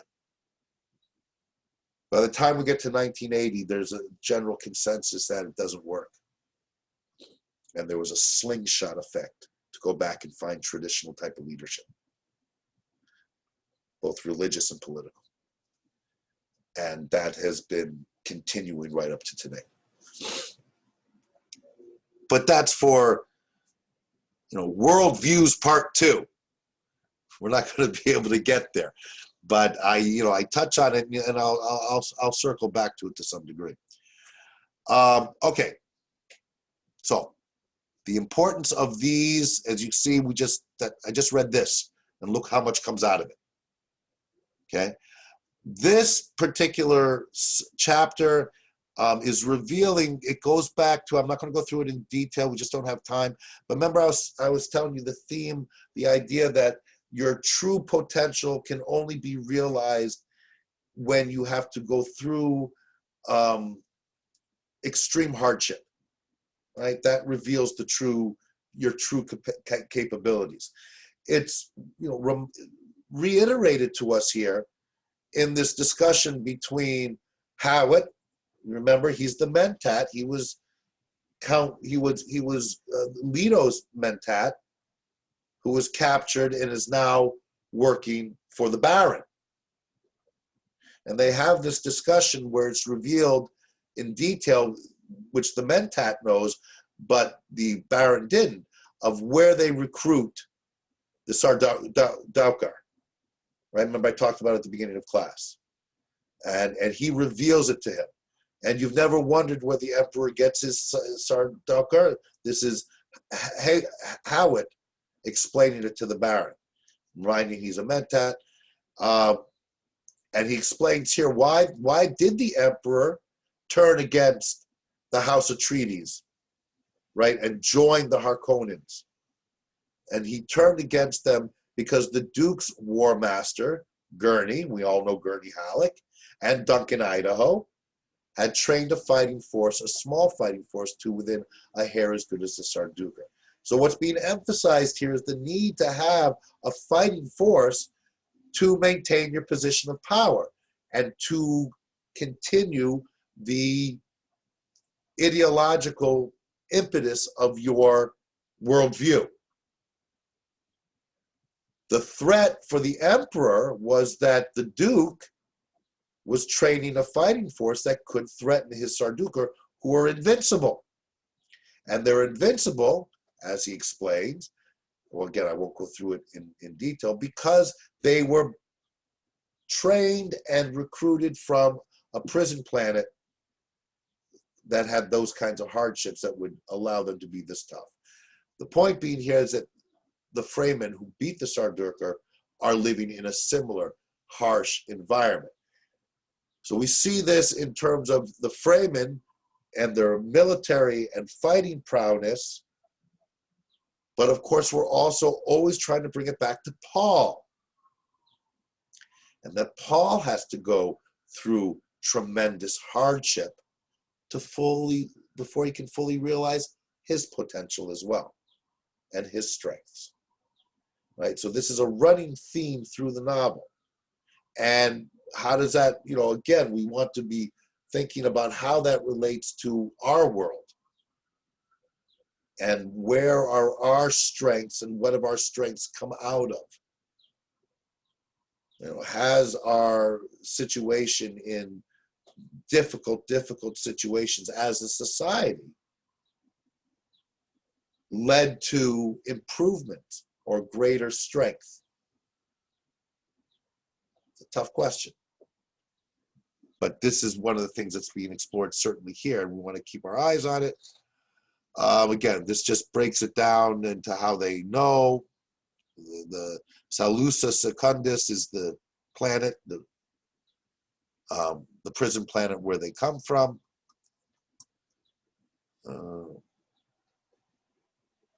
Okay, well, again, most of we can't deal with it all.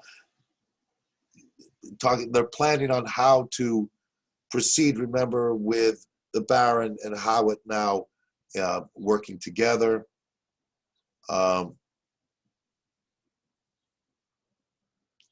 So when they break up the meeting, Hawat, as he walked, he could not put down the disturbing unknowns that had cropped into every computation about Arrakis. This is important. Remember what a mentat is, right? A mentat is basically a human computer. For those of you who know Star Trek, kind of like a Vulcan. As he walked, he could not put down the disturbing unknowns that cropped into his every computation about Arrakis. So even with this ability to be like a human computer and be human, there's still all the unknowns. What we've been talking about. How do we address the unknowns?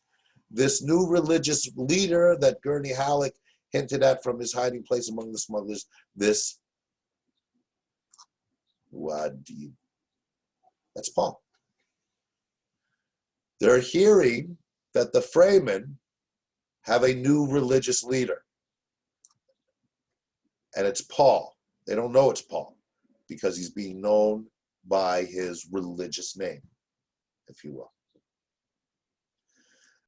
Sir, I have a question. Sure. So, a mentat is like an advisor that doesn't have any emotion, right? Like a computer.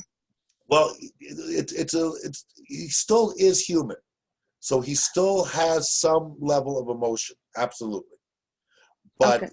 It's mainly, remember, because the Buddha jihad from centuries earlier was a jihad that was fought to eliminate all forms, all kinds of technology, Yeah. right? So in order to replace the computers, they developed through breeding and training humans who could do the work of a computer. But of course, he's not a computer, he's also human. So does a mentat have like an end of his learning, or he still is like trying to learn? Like, I don't know if that makes sense. No, it does. It's a great question. I would suggest very much no, because they still have that human quality, that they are still learning always. But once they reach a certain level of training, they're able to do the core functions of a mentat. But because of all the unknowns, there's always room to learn more. That's the key. Okay, thank you. Sure. Paul goes through the same thing, right? The more he progresses, the more questions he has that need to be addressed in order for him to reach his full potential. And the mentat, I would argue, is going through the same type of thing. Now, also take note here, which will come into play as you continue reading. This is a new religious leader. The Mu'addib is Paul. Who's the secular leader within the Fremen? So this is now playing with our, the dichotomy we've been dealing with, the political and the religious. So the way that it's being presented to us here is Paul is the religious leader, and presumably Stilgard is the political leader, right? He was the one he's the leader of that group for secular matters, for warfare and things like that. And at this stage, they're separate. That's why we have a little further on, when members of the Fremen tribe are insisting that Paul and Stilgar fight to the death in order to achieve the ultimate leader who will have both the religious and the political combined. And of course, the thinking there is that the victor will have to be, and Stilgar knows this, and Paul knows this, it'll have to be Paul. Paul's already demonstrated that he can outfight Stilgar. It wouldn't be much of a battle. So it is the desire of and it's very specifically told us, the young Fremen who want basically to remove any ambiguities here. We need religious and political leadership, and we don't want it in two people. We want it in the one. Again, think of the Matrix.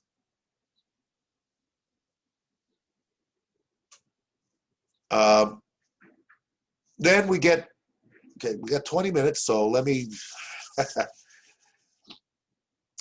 again, the beginning of the chapter. There is in all things a pattern that is part of our universe.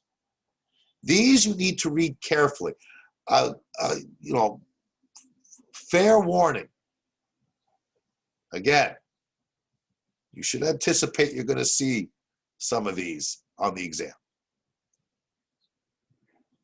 There is in all things a pattern that is part of our universe. It has symmetry, elegance, and grace. Those qualities you find always in that which the true artist captures. This one's pretty cryptic, so bear with me. You can find it in the turning of the seasons, in the way sand trails along a ridge, in the branch clusters of the creosote bush, or the pattern of its leaves. Talking about the symmetry, elegance, and grace in nature. We try to copy these patterns in our lives and our society, seeking the rhythms, the dances, the forms that comfort. Yet, it is possible to see peril in the finding of ultimate perfection. It is clear that the ultimate pattern contains its own fixity. In such perfection, all things move towards death. Now, there's a lot packed into here, but what I want you to be thinking about it at this stage is, yes, we're trying to imitate that, what we perceive as that symmetry, elegance, grace, and unity that is contained in nature. Look at a spider web, right? It's extraordinary. We are seeking something like that. That's our utopian vision. It's perfection. But there's a danger in perfection. And the danger in perfection is that once you achieve perfection, there's nothing. Well, this ties into what we've all been talking about in terms of what's the end game. The end game is this utopian image, this utopian desire for salvation, Garden of Eden, paradise, heaven.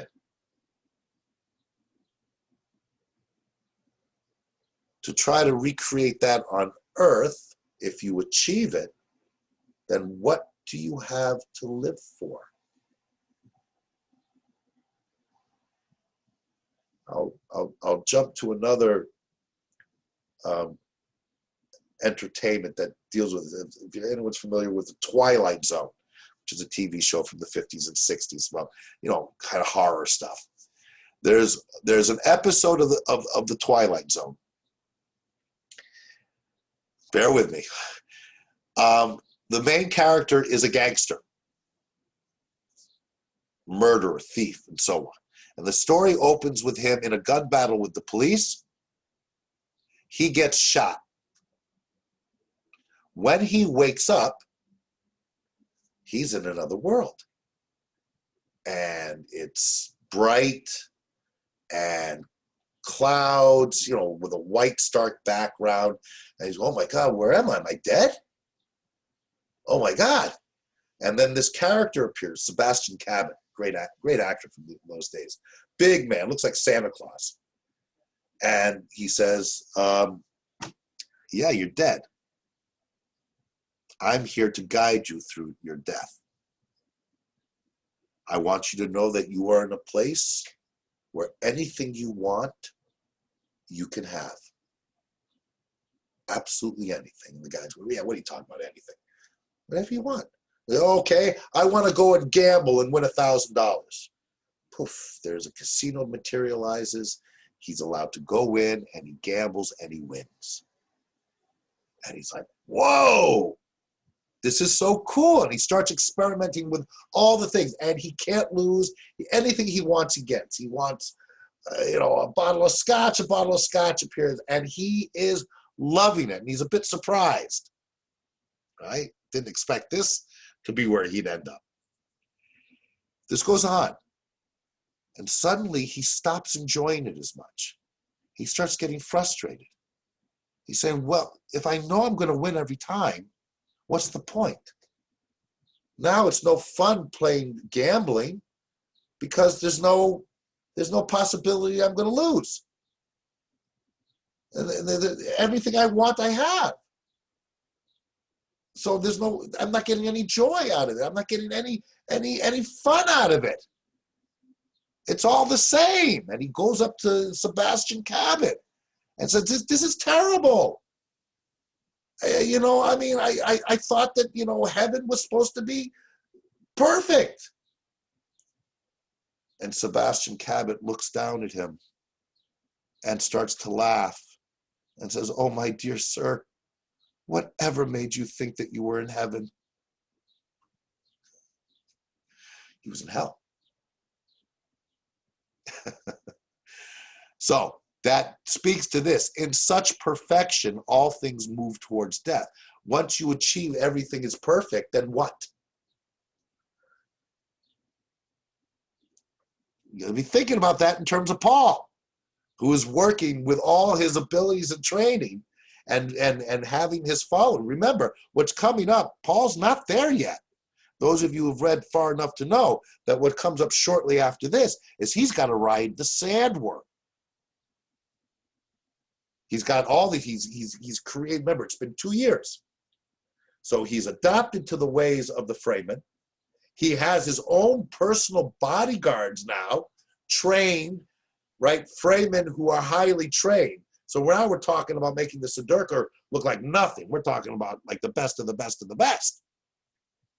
He's being, you know, everyone is turning to him, recognizing his leadership and his importance. But he still hasn't done the trial of riding the sandworm. That's coming. If you haven't been there yet, you will for next week. We're going to talk a bit about that. But symbolically, it's a ritualist rite of passage, right? That's a religious dimension to it. In terms of, you know, the ceremonial aspects of religion, what you have to do. But also in the same manner that you have political rites of passage, right? Look at an inauguration. You go through this as ceremony. It's all ceremonial, blending of the two. Paul has to do through all of it in order to achieve his level of full realization. Oh boy, 10 minutes. So this is talking about, like, we start off here. Now remember this whole sequence, which I may come back to next week since we don't have time now, because it's a really important one, is we're seeing very importantly here, Paul is in a dream-like state. All right, so as he is experiencing these things, Chani had killed someone. That was someone who was coming to to challenge Paul, right? Because now he's leader, or kind of leader. So people are going to challenge him in this society. Remember, we learned this all at the early stages when he first meets Stilgar. This is part of their custom. But Chani is there and others to protect them and rationalize and saying, you know, you have to get past me before you're going to take on the big guy, right? And this is all, again, hierarchical and ritualistic. But it's all being reviewed by Paul in this dream-like state. It's not real yet. Yes, the dream-like state has been induced by the consumption of the spice, right? Remember what happens at the end of book 2. But it's also demonstrating to us that it's not real until you get to a certain level. So it's in the process that it's hard to distinguish between reality and dream. Paul is still not certain. It's an example of a lack of certainty. Goes back to, remember, if there's any doubt, you can't do it. If there's any doubt, those bullets will kill you. You have to eliminate all doubt in order to be successful, in order to fully believe a kind of faith.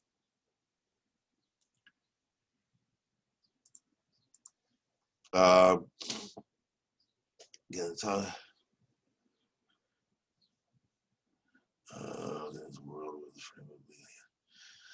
so again, we're going to see a lot in here, and I'm not going to have time to touch on it, where this religiosity is really being explored, the religiosity that was instilled into the Fremen. Remember, at this point, there's still Paul and Stilgar. And yes, Paul the religious, Stilgar the secular.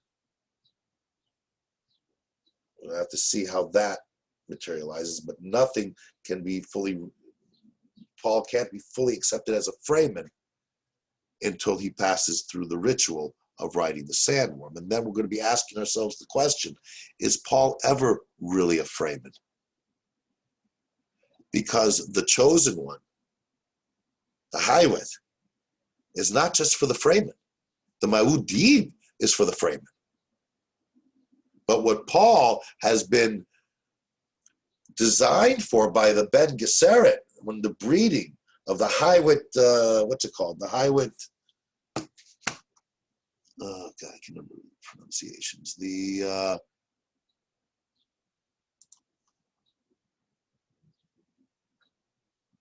oh yeah, the Kwisatz Haderach, sorry. My little bit of mind. Oops, I have to go back to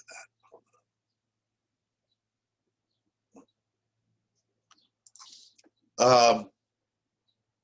Is not just for the Fremen. It's the other thing to be alerted to.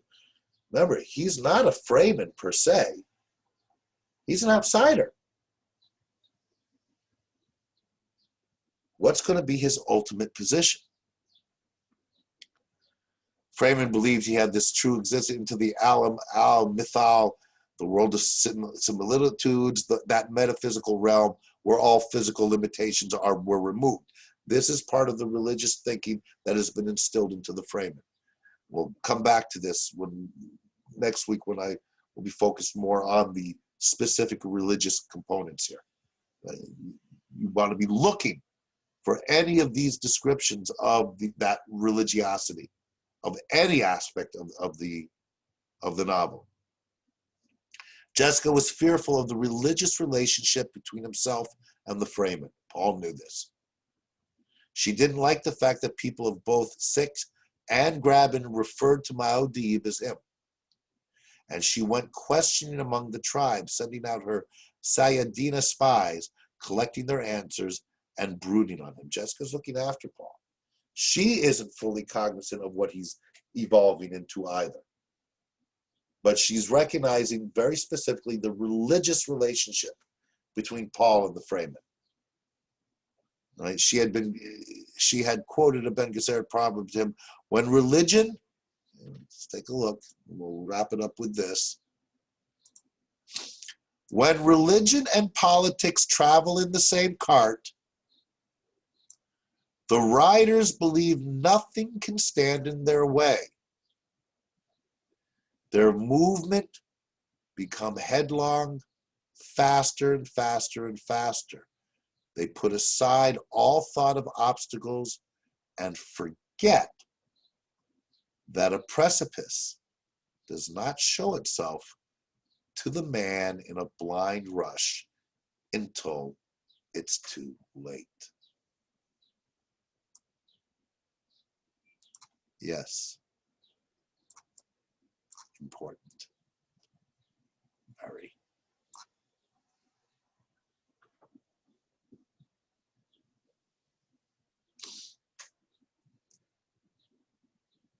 I'll post this particular quote. Be thinking about this now. This is in particular as you proceed to read, and you should look at this again, talking this because it's talking about the Fremen mythology and religion, and how religion unifies our forces. It's our mystique. And it's all about indoctrination. I'm not going to go into it. We don't have time now. We're going to wrap it up. I'll come back to this. This is key. But again, for next week, I'm going to be jumping much deeper into book 3. Do try to finish for next week. I know that some of you, we're not going to have time for the breakout rooms today, Lucas. Sorry about that. I'm going to try to really make a point to go into the breakout rooms next week because I thought they were very effective, where I'll give you each group something very specific, as I did last time. But I'm going to want you now, because you'll have more reading under your belt, to get into it in more depth. You can rest assured that everything that I'm bringing up is going to be helpful for you to know for the exam. Okay? And for a better understanding of the novel. And for a better understanding of the politics and developments of the 60s. And a better understanding of how that led to the 70s and the 80s and the 90s and into the 2000s, and have a better understanding of where we are today, and ultimately to have a better understanding of who we are as individuals navigating through this craziness that is our world today, and to ultimately make us all more aware and more cognizant of our surroundings, to give us greater insight and greater strength, elevate us to higher stature. I exaggerate for effect. I will always push the idea that this can really, it's more than just an exercise and a course. There are things here that I think are valuable to each and every one of us in terms of how we can see the world and see ourselves within it. Okay, so as usual, you're going to have a Q&A about the books in the courses. What exactly do you, where are you? I'm not sure exactly. Yeah, go on. Because like I have questions from Yeah. book 1 to 2, because I would like to ask some questions, but will you have like a time to answer some questions? Here's what I would suggest. Bring your questions. We'll start with the Q&A at the beginning of class for next week.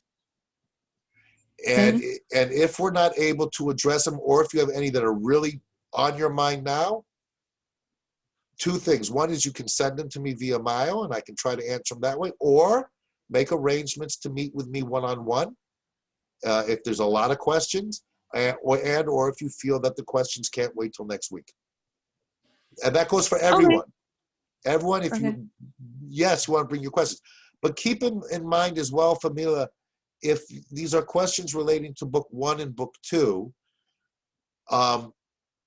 see if those questions aren't answered as you read through book 3, because that's often the case.